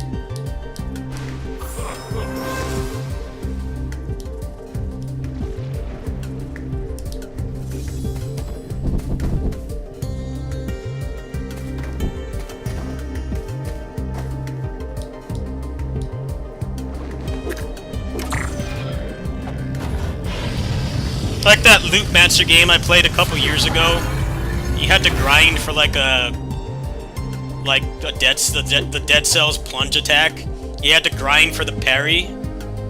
You had to grind for like so much stuff in that game. It's just like it didn't feel that great. It didn't feel that great because you're forced to do it. The game had too much forced grind. You didn't really get anything interesting in the skill tree. It's probably really hard to clear this on one credit, like fresh file, because you have so little items and stuff, but I'm sure it's possible. Which is fine with me.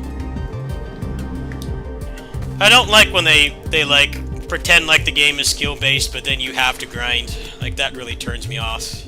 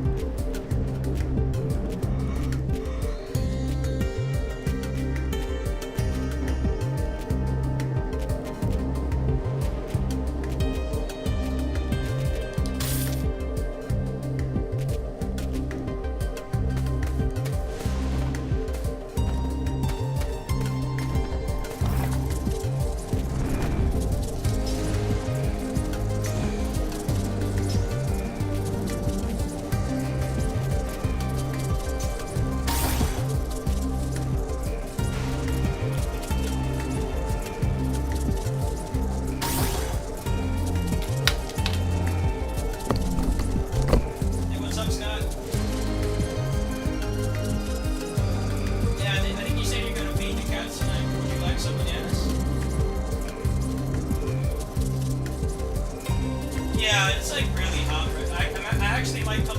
I might.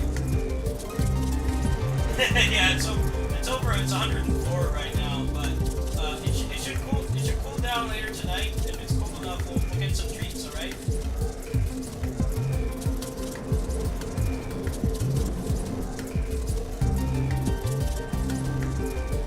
Yeah. If it's cool enough, I'll go to the health food store. We'll get some bananas. It's so early in the week. They should be really good. You want a popsicle too? Okay. Yeah, I'll bring it over later. I might come over a little bit if it gets too hot. Maybe come back, maybe go home later and then go get your stuff. All right, cool. I'll see you later.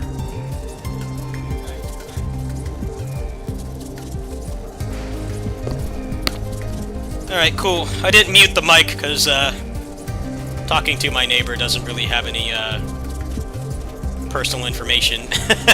But I have today off, so I'm definitely not going to stream the whole night, but that's good to know. Alright, let's try and see if I could fix Atlas Fallen. Because I'll probably be over at my neighbor's house just to cool off in a little bit. I can play that game over there. I can't play Atlas at my neighbor's house. Steam Deck's too weak for that game. Let me see what this guy says here. I think I'm going to take a break after this and have a popsicle and hydrate. Got to drink a lot when it's hot. Okay, so let me see what this guy says.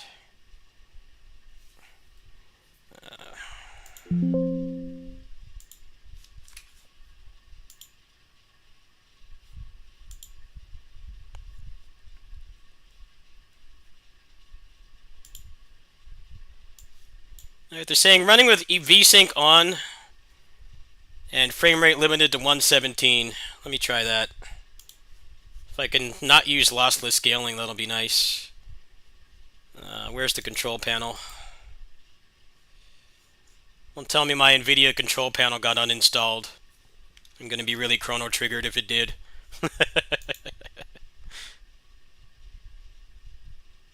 Okay, good. It didn't uninstall itself. Hallelujah. Okay, so let me go into my 3D settings. Let's see here. NVIDIA control panel likes to uninstall itself sometimes.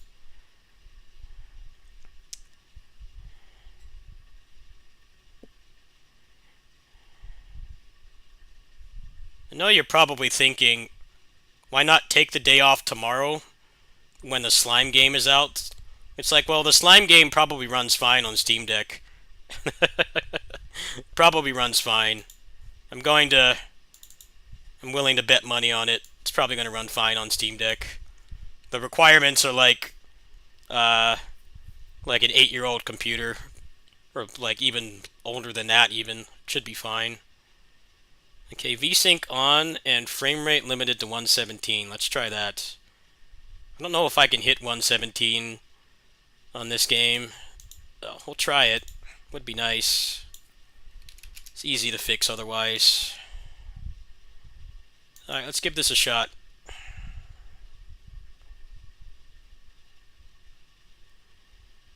They did a major update for this game, and they didn't fix this thing that people have been complaining about for months, where if you're above 60 FPS, it's very choppy.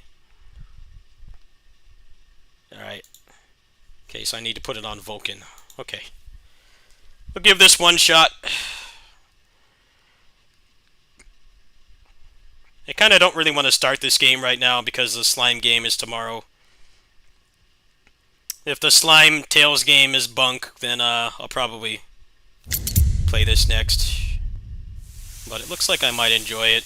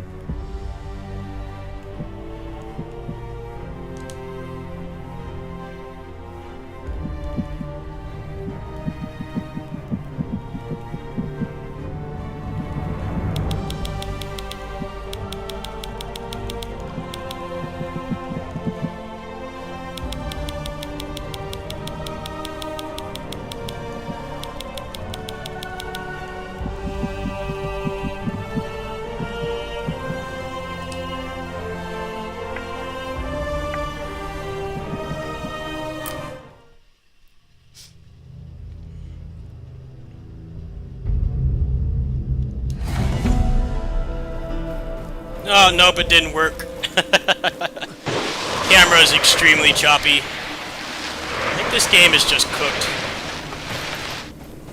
Yeah, that's really bad.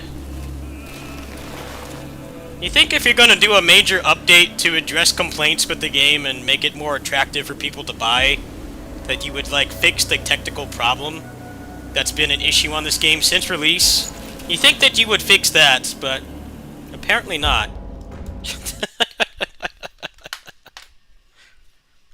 I mean, they added more stuff to the game. They, like, improved the pacing. They even changed the voice acting. They added a new game plus. They added, like, everything that people wanted, but then it runs like that, so... It's like, how much does it really matter?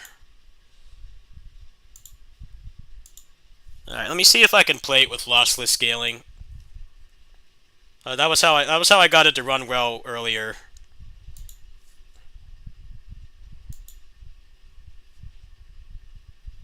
Oh, hold on, I didn't have the game on. Well, it doesn't matter. It was only in the gameplay for like 20 seconds. Now it should be on the game.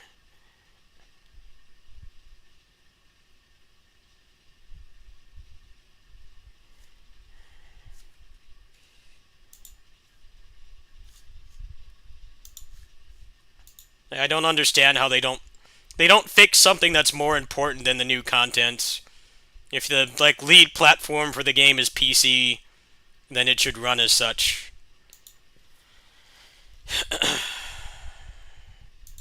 I'll fight with this some more later. I don't have patience for it right now.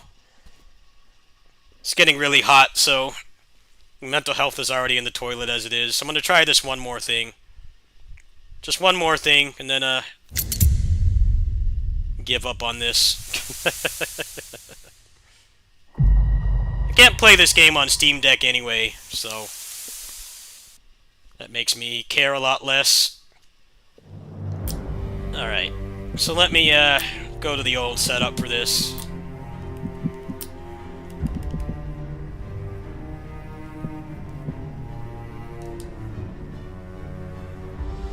Well, now it's going to 180.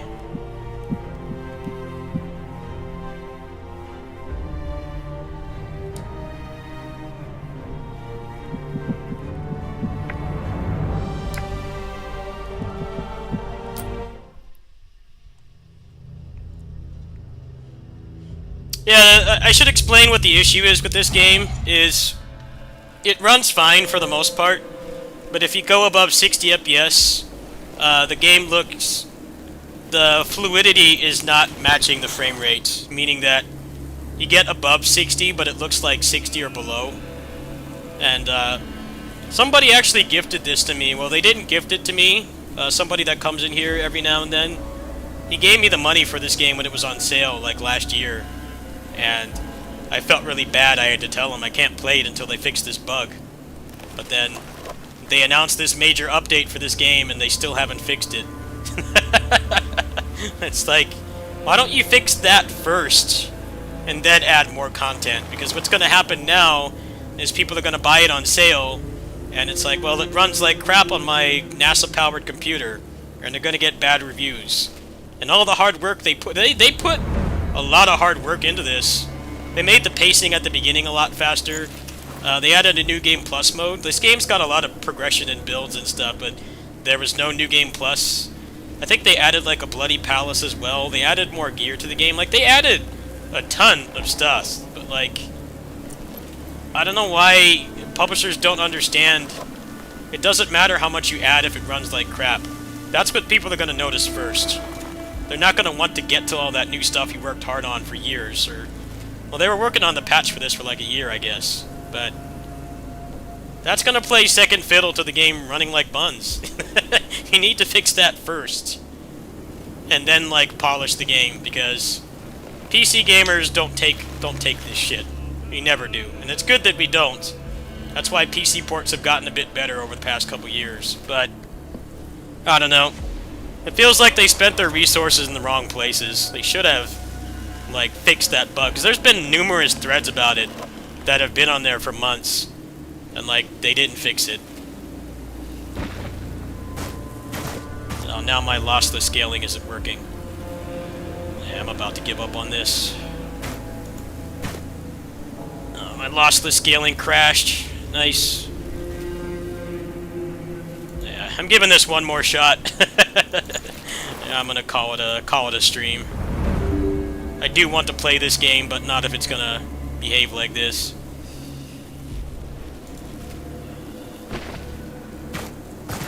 lossless scaling's not working.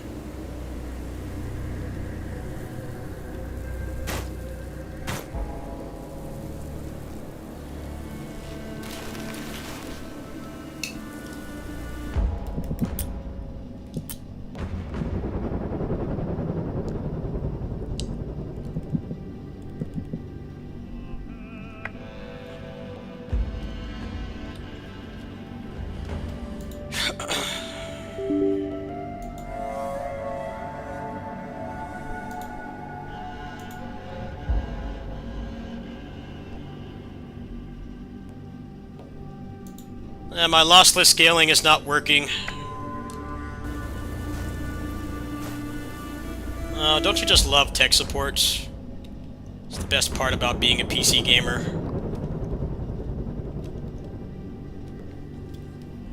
Yeah, it's crashing lossless scaling. I don't know why it's crashing. I'm starting to run out of patience. I got one more shot. One more shot in me. I give up on this. This is just stupid. Fix your broken game, please. Fix your broken product. I don't care if the update's free. I'd pay for the update if the game worked like it was supposed to. Personally. I don't mind spending money for good content, but you make a free update and you don't fix stuff like this. It's like, what are you expecting?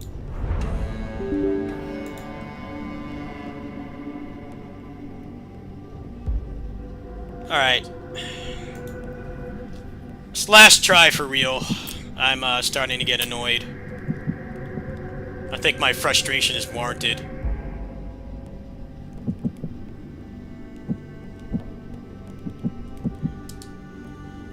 It's very triggering to have this happen. Nope, still not working.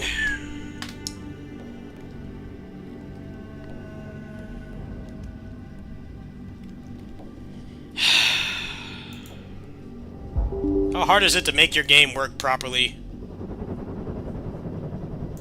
Apparently, it's impossible. This is the same problem I had with Visions of Mana, by the way. That game was doing the same thing. Yeah, my lossless scaling just won't work anymore. It's just refusing to work.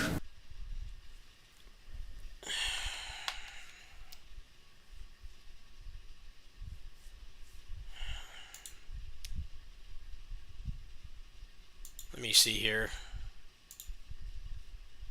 I know people wanted to see this game, but if it's going to be like this, then I don't know how much I'm really going to be fighting with it.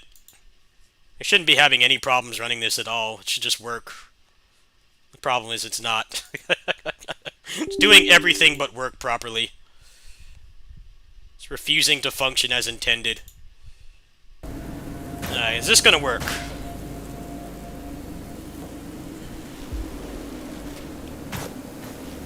Now it's running at above 100 FPS again, even though I told it not to.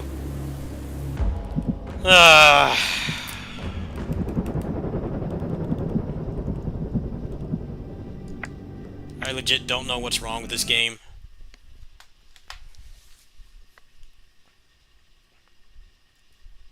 Let's work really hard on an update for over a year, but then, like, don't fix the thing that people are complaining about.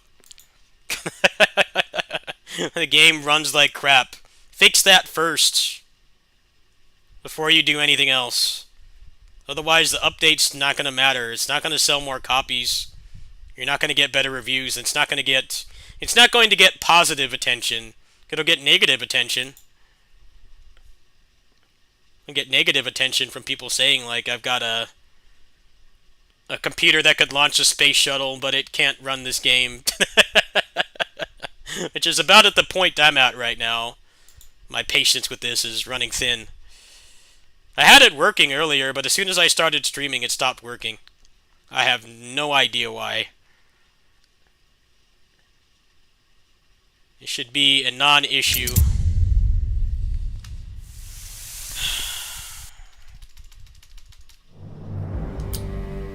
What the hell engine they're using, but it's not a good engine.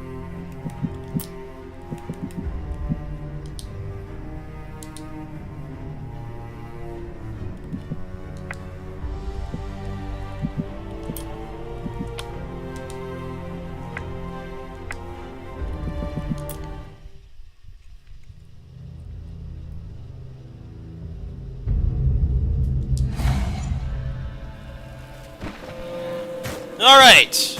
Alright. It worked. I fixed it.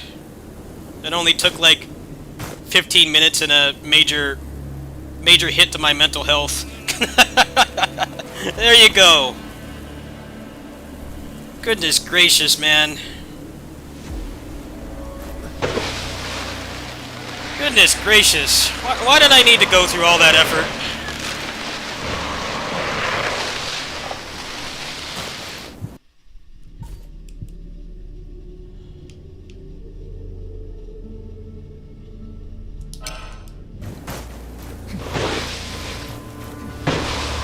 See, that's like the thing that you, like, upgrade your computer to not have to do, right? That's what you spend the money on PC gaming for. You pay a premium so that the game just loads. It just works. But the peace I sensed. you're never given that luxury anymore. It's always crap like this. You gotta fight so hard. I see something around it. It seems to be protected by magic. Watch out. Wraiths. So thinking what I'll have to do if I play this game on stream is play this game first, do the ritual to get it to work, and then switch games. Seems like what has to be done to play this game.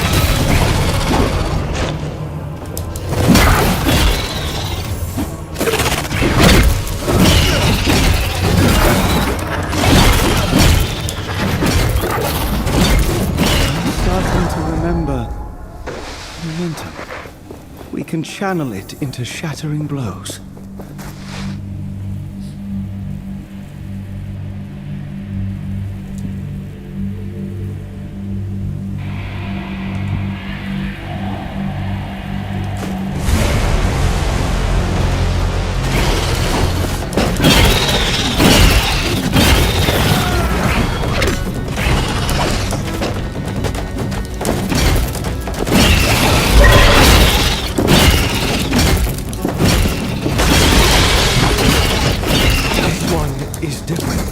It is more powerful.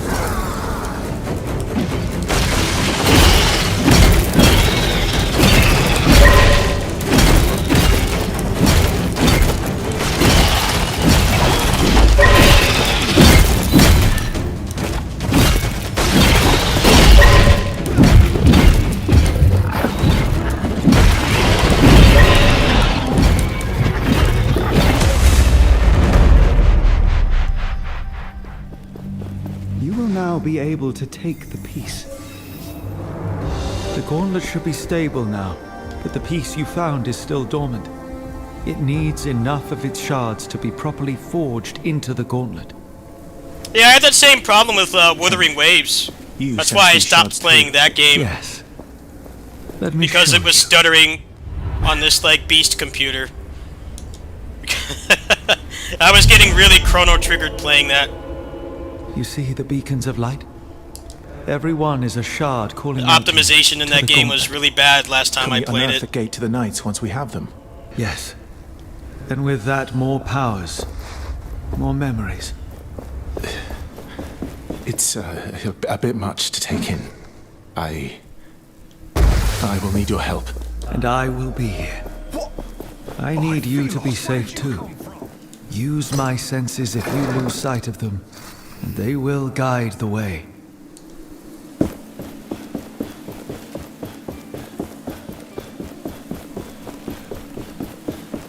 The Wuthering Waves stuttered constantly. It couldn't even... I feel relief. It couldn't even You remember this place? run at a stable It is 60. familiar to me.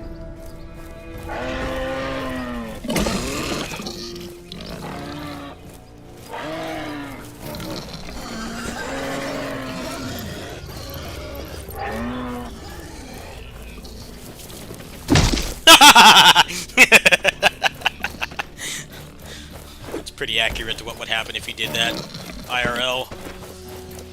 They're not gonna put up with that shit. As they shouldn't.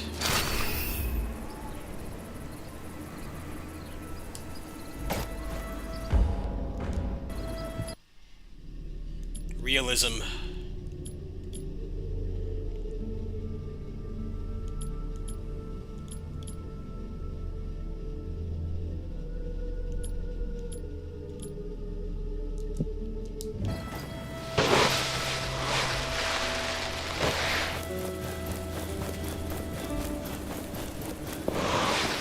Your eyes are opened now.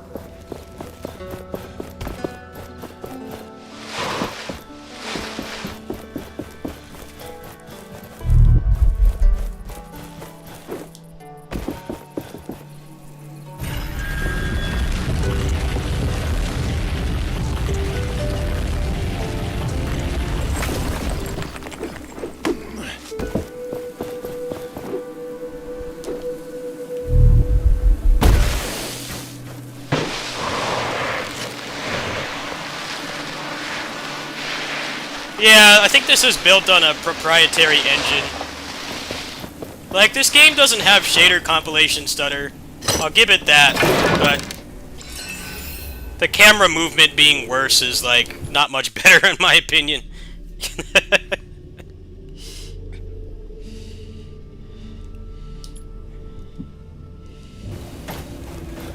They don't have shader compilation stutter, but they've got like every other problem under the sun, so it's more about the night. not really much of an upgrade. The Visions of Mana demo like runs poorly and then also has shader compilation stutter, so that was an easy skip. At least this runs well once you fight with it a little bit. Let me show you what I have.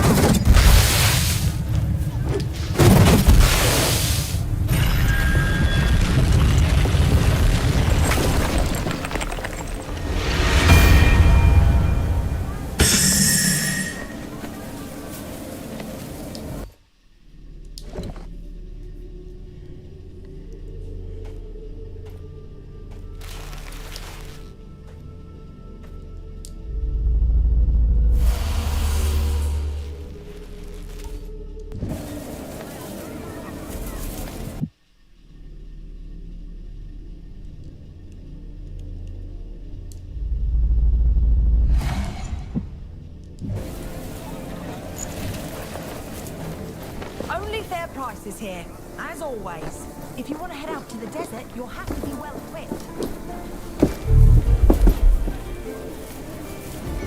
That really needs The Visions of Mana game is getting slammed. It's getting slammed.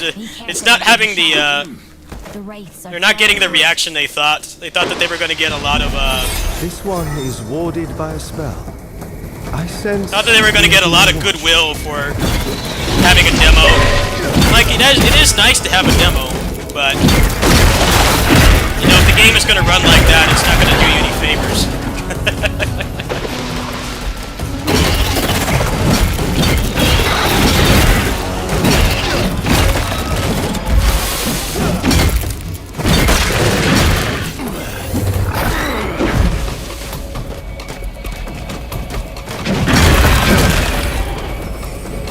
That large wraith, it can call lesser ones. Be alert.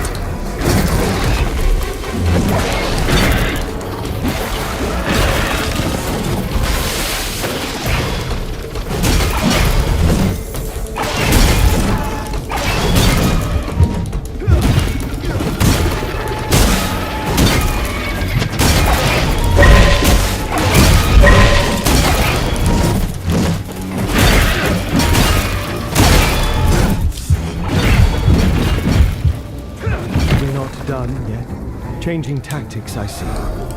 More parts for me to dismantle.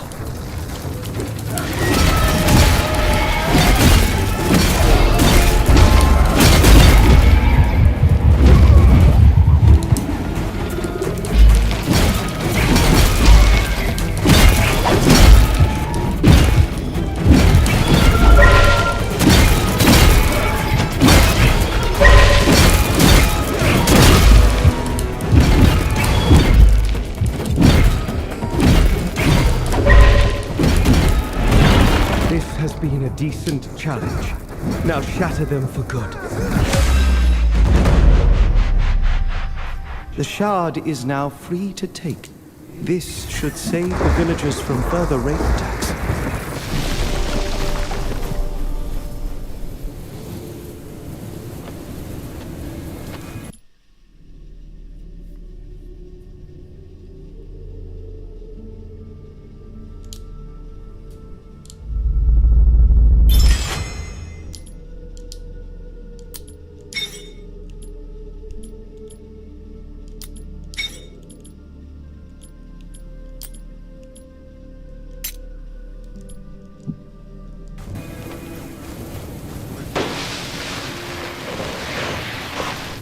This shard belongs to a dash piece.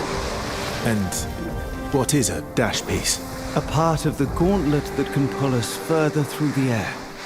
Once we obtain that piece and 3 of its shards, we can forge them into the gauntlet and enhance our powers. Then let us set about that task. Welcome to our castle. He said you... Yes, we... Good. Wraiths, we are where... I'm trying to... If the knights... I will wait. Oh, did you guys hear, the NVIDIA driver that released today, has drivers optimizations for Final Fantasy 16. I So, took care of the wraiths. the current consensus on the internet I can't believe is you that did it. FF16 is So going to you be really on can PC fight the shadow wraiths? drops Yeah. at the end of the month. This is the, if you are because looking for Gamescom more is in, like, many 2 guys, weeks. I can only help you. So that's pretty exciting. I really did want to play that game, but the performance on PS5 was buns, and I wasn't going to buy it just for that, but I think mods for that game might be really legit. Mods for that game might be off the chain. I'm very excited. I don't know if I would buy it right away, but Let us find what you seek. definitely a possibility I might get that. I'm kind of glad they didn't shadow drop it today, because I just don't have the time for it. Too many games out right now. The gauntlet is in no state to attempt this. We require more lost pieces.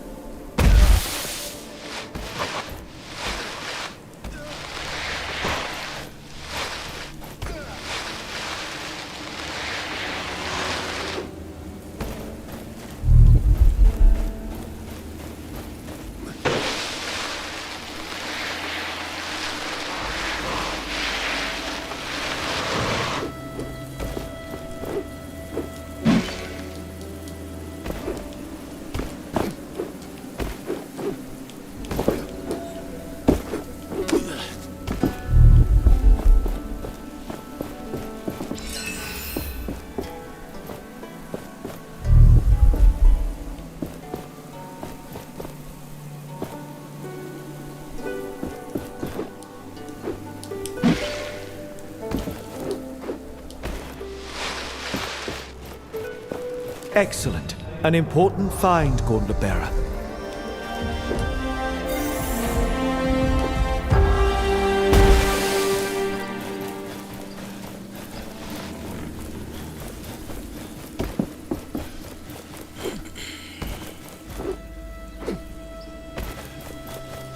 This game looks really nice. You can tell it's like a mid-budget game, but they spent it in the right places. It is really nice that they listen to feedback. It's just the PC port is kind of a hot mess. I feel like they should have fixed that first, but of an old this is a nice Maybe we could Uh, bring it back up. But self-fix my for power now. will not reach that far. Hopefully they actually fix it We should ask themselves, but around. People may be considering able they to were working on this for like a year and I didn't am fix it now, intrigued. kind of makes Of me feel course like you they are. just don't Are care, you or not curious as more well? likely There that they must don't be know more how to pages fix it. here. Let us look around. So instead of announcing that they can't do it, they're just gonna stay quiet about it. Yeah, I guess I'll just have to fight with lossless scaling every time I want to play this, which sucks, but that's I guess that's how it's gonna be. Another anvil there, beneath that rock formation. This place will serve as a landmark. We can set out into the wastes from here.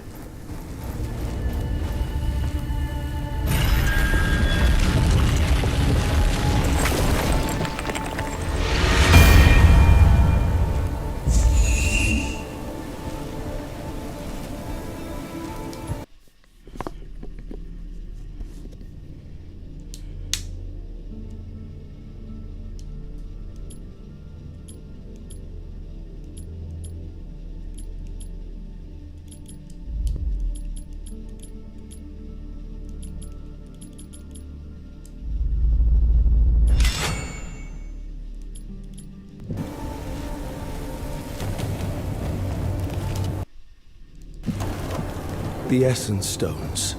Formidable tools they are. We use them only for battle. But were these different times, they could see other applications.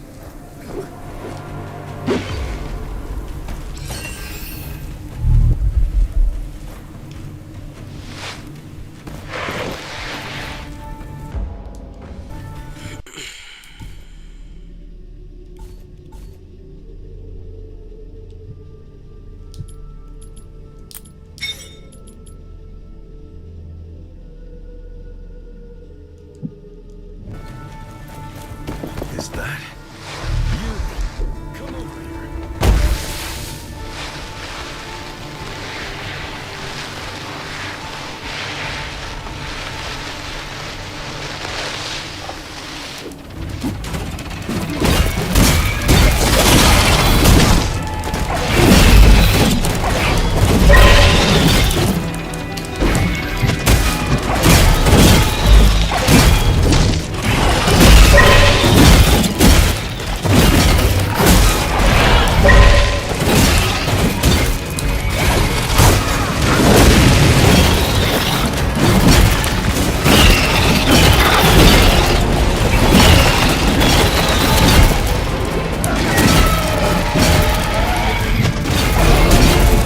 Some attacks I cannot block. They drain us of momentum.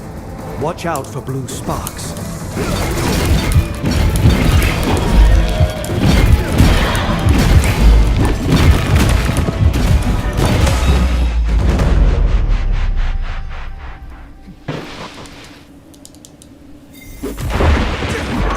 You are weakened. You should take care of yourself.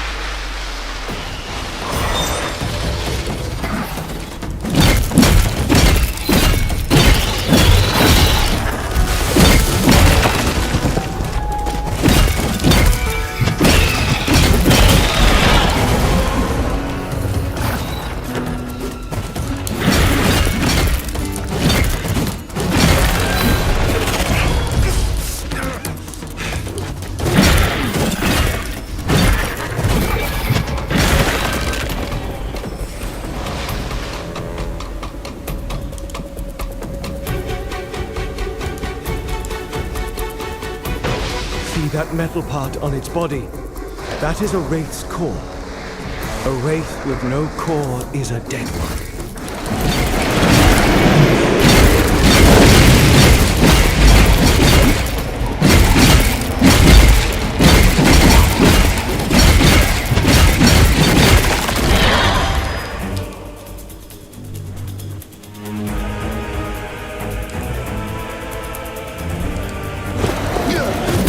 When their parts are shattered, wraiths become enraged, more dangerous, but also vulnerable.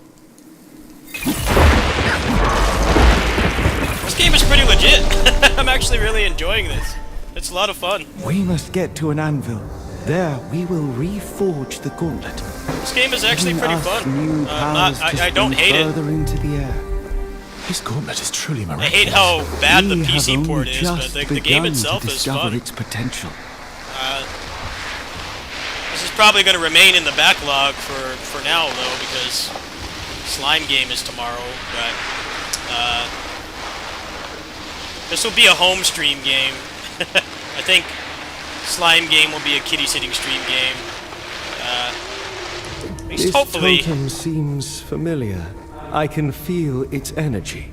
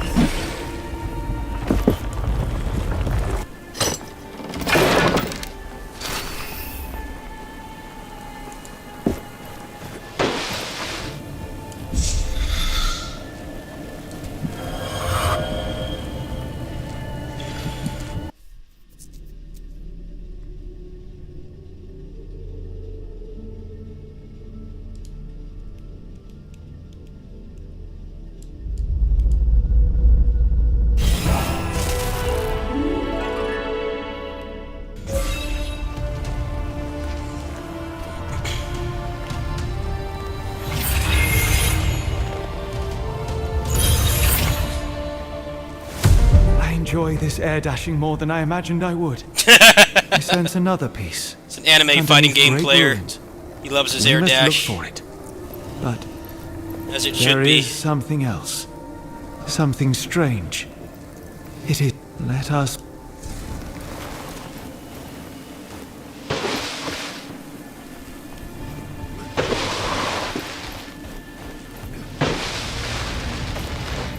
Found another structure buried in the ground. This is the third I've seen scattered around Caladrius. I spent several hours analyzing this particular example to no avail. That's when I hit it with my hammer for research purposes. And it worked! All the stones in the area resonated at the exact same frequency. Fascinating.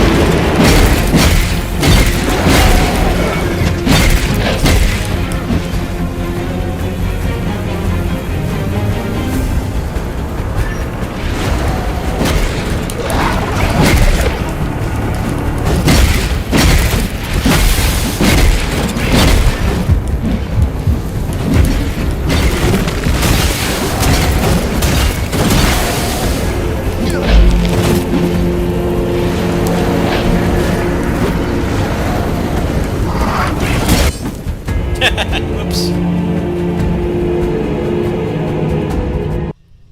Wife? What's wife?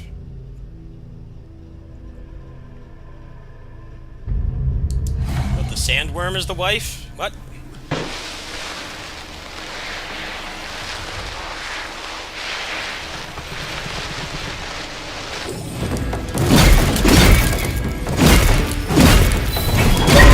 I didn't know you flew that way.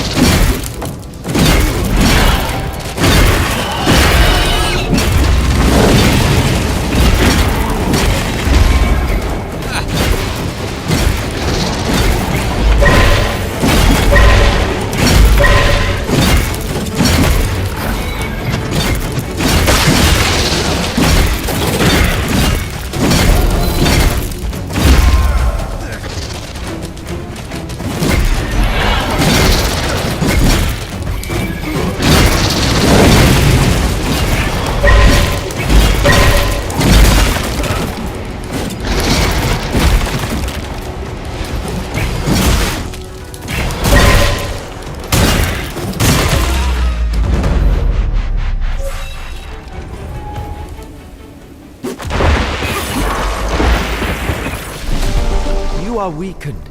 You should take care of yourself.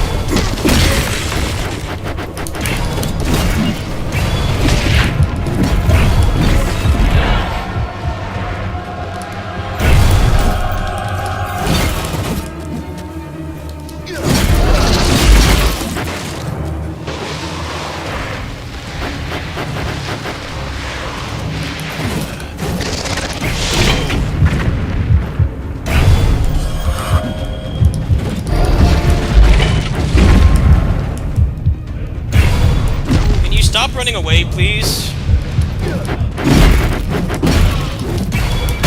How is it still alive? Fucking run away and shoot. Enemy design I can't stand.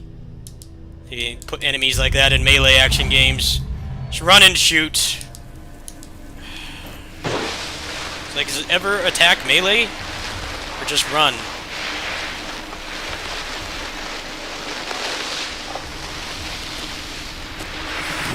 Fuck you.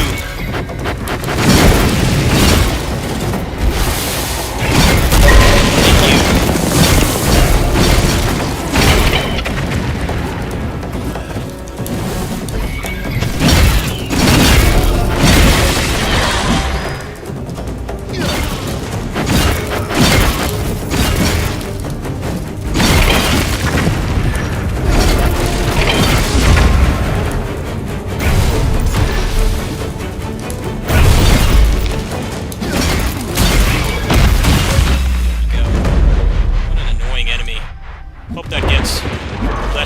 Fight later on. Zero fun to fight.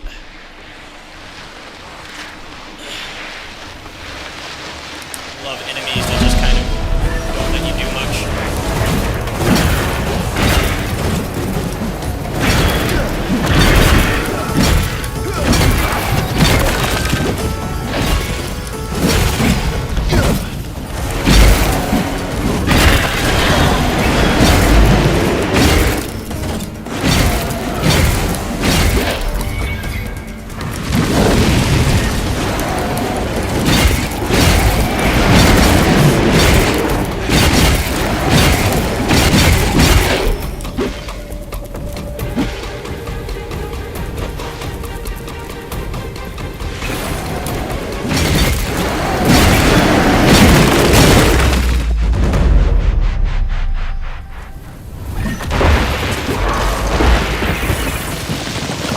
Those wounds need treatment.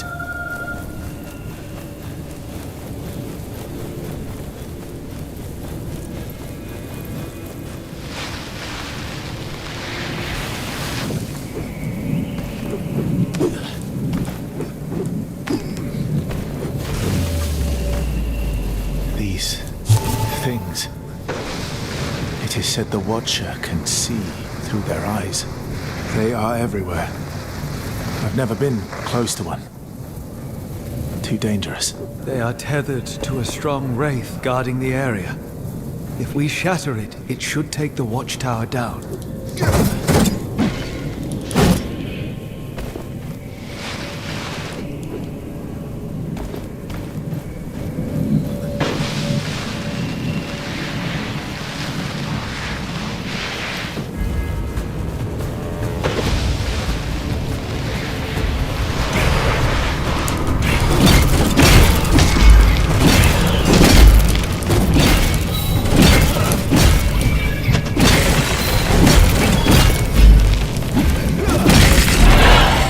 This one. It carries the watchtower's core. If we take it out, the haze will clear.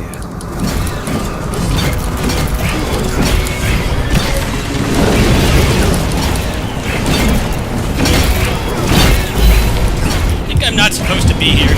I think I ventured a little too far off the beaten path. This game's got, I don't want to restart the encounter. I want to get out. Just put me back at the checkpoint. Gonna make it so I can't do it with skill. Oh, let me out. Better not trap me in here. Where's the place it wants me to go? Go! Travel! He doesn't travel. Okay, how many tutorials can I can't get out of here. How do they even let you go over here? You gotta arbitrarily level up to kill them. Stuck in here now. This one. It carries the watchtower's core. If we take it out, the haze will clear.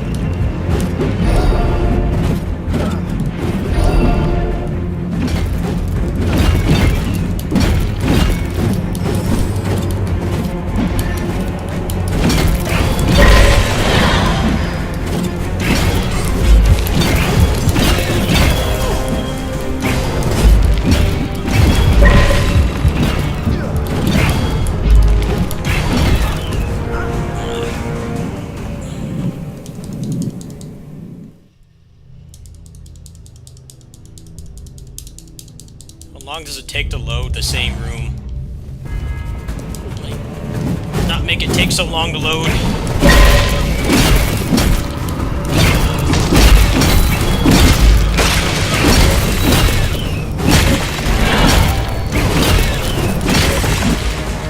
This one. It carries the watchtower's core. If we take it out, the haze will clear.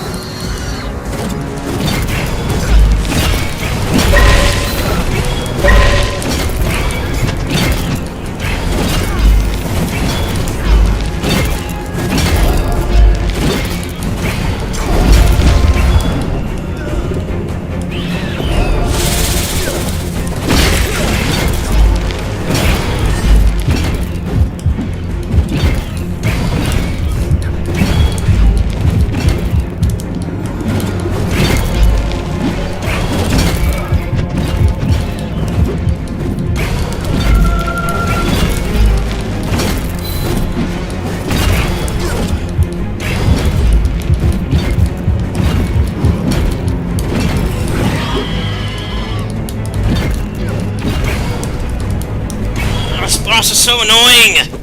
It's like no tell. It's like the attacks come out like one frame. Come on, load.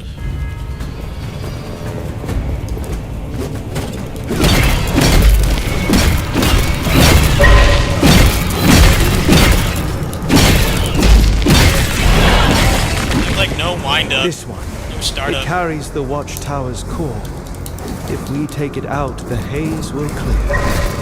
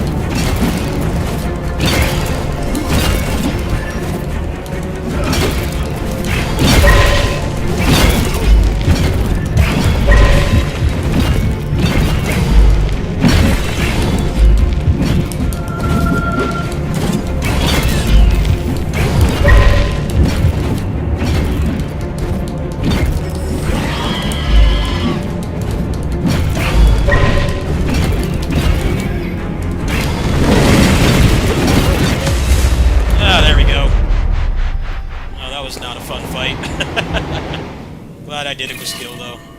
Cool.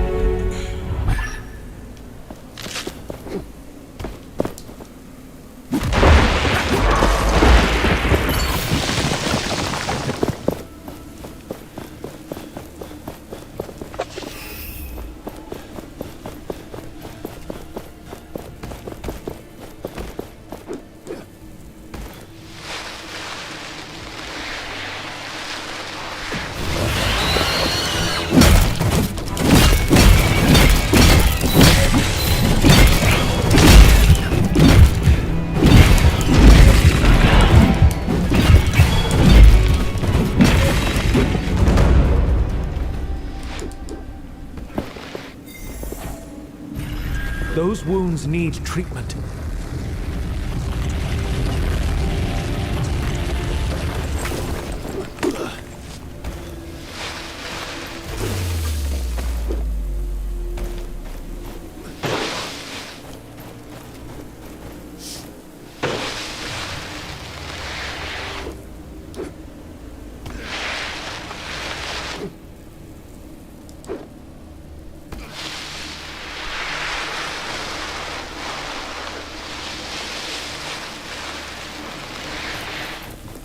Alright, I'm starting to get overheated. I think it's time to go to my neighbor's house and play more pixel art indie games. Thanks for everyone's patience while I tried to get this working. I don't know how much time I'll devote to this right now because Slime LMBS game is tomorrow. But judging by the system requirements, should be able to run that game on deck just fine. So I guess we'll find out tomorrow. It'll be a little less than a day from now. I'm gonna go ahead and hit the save and call it a stream. Probably come back later.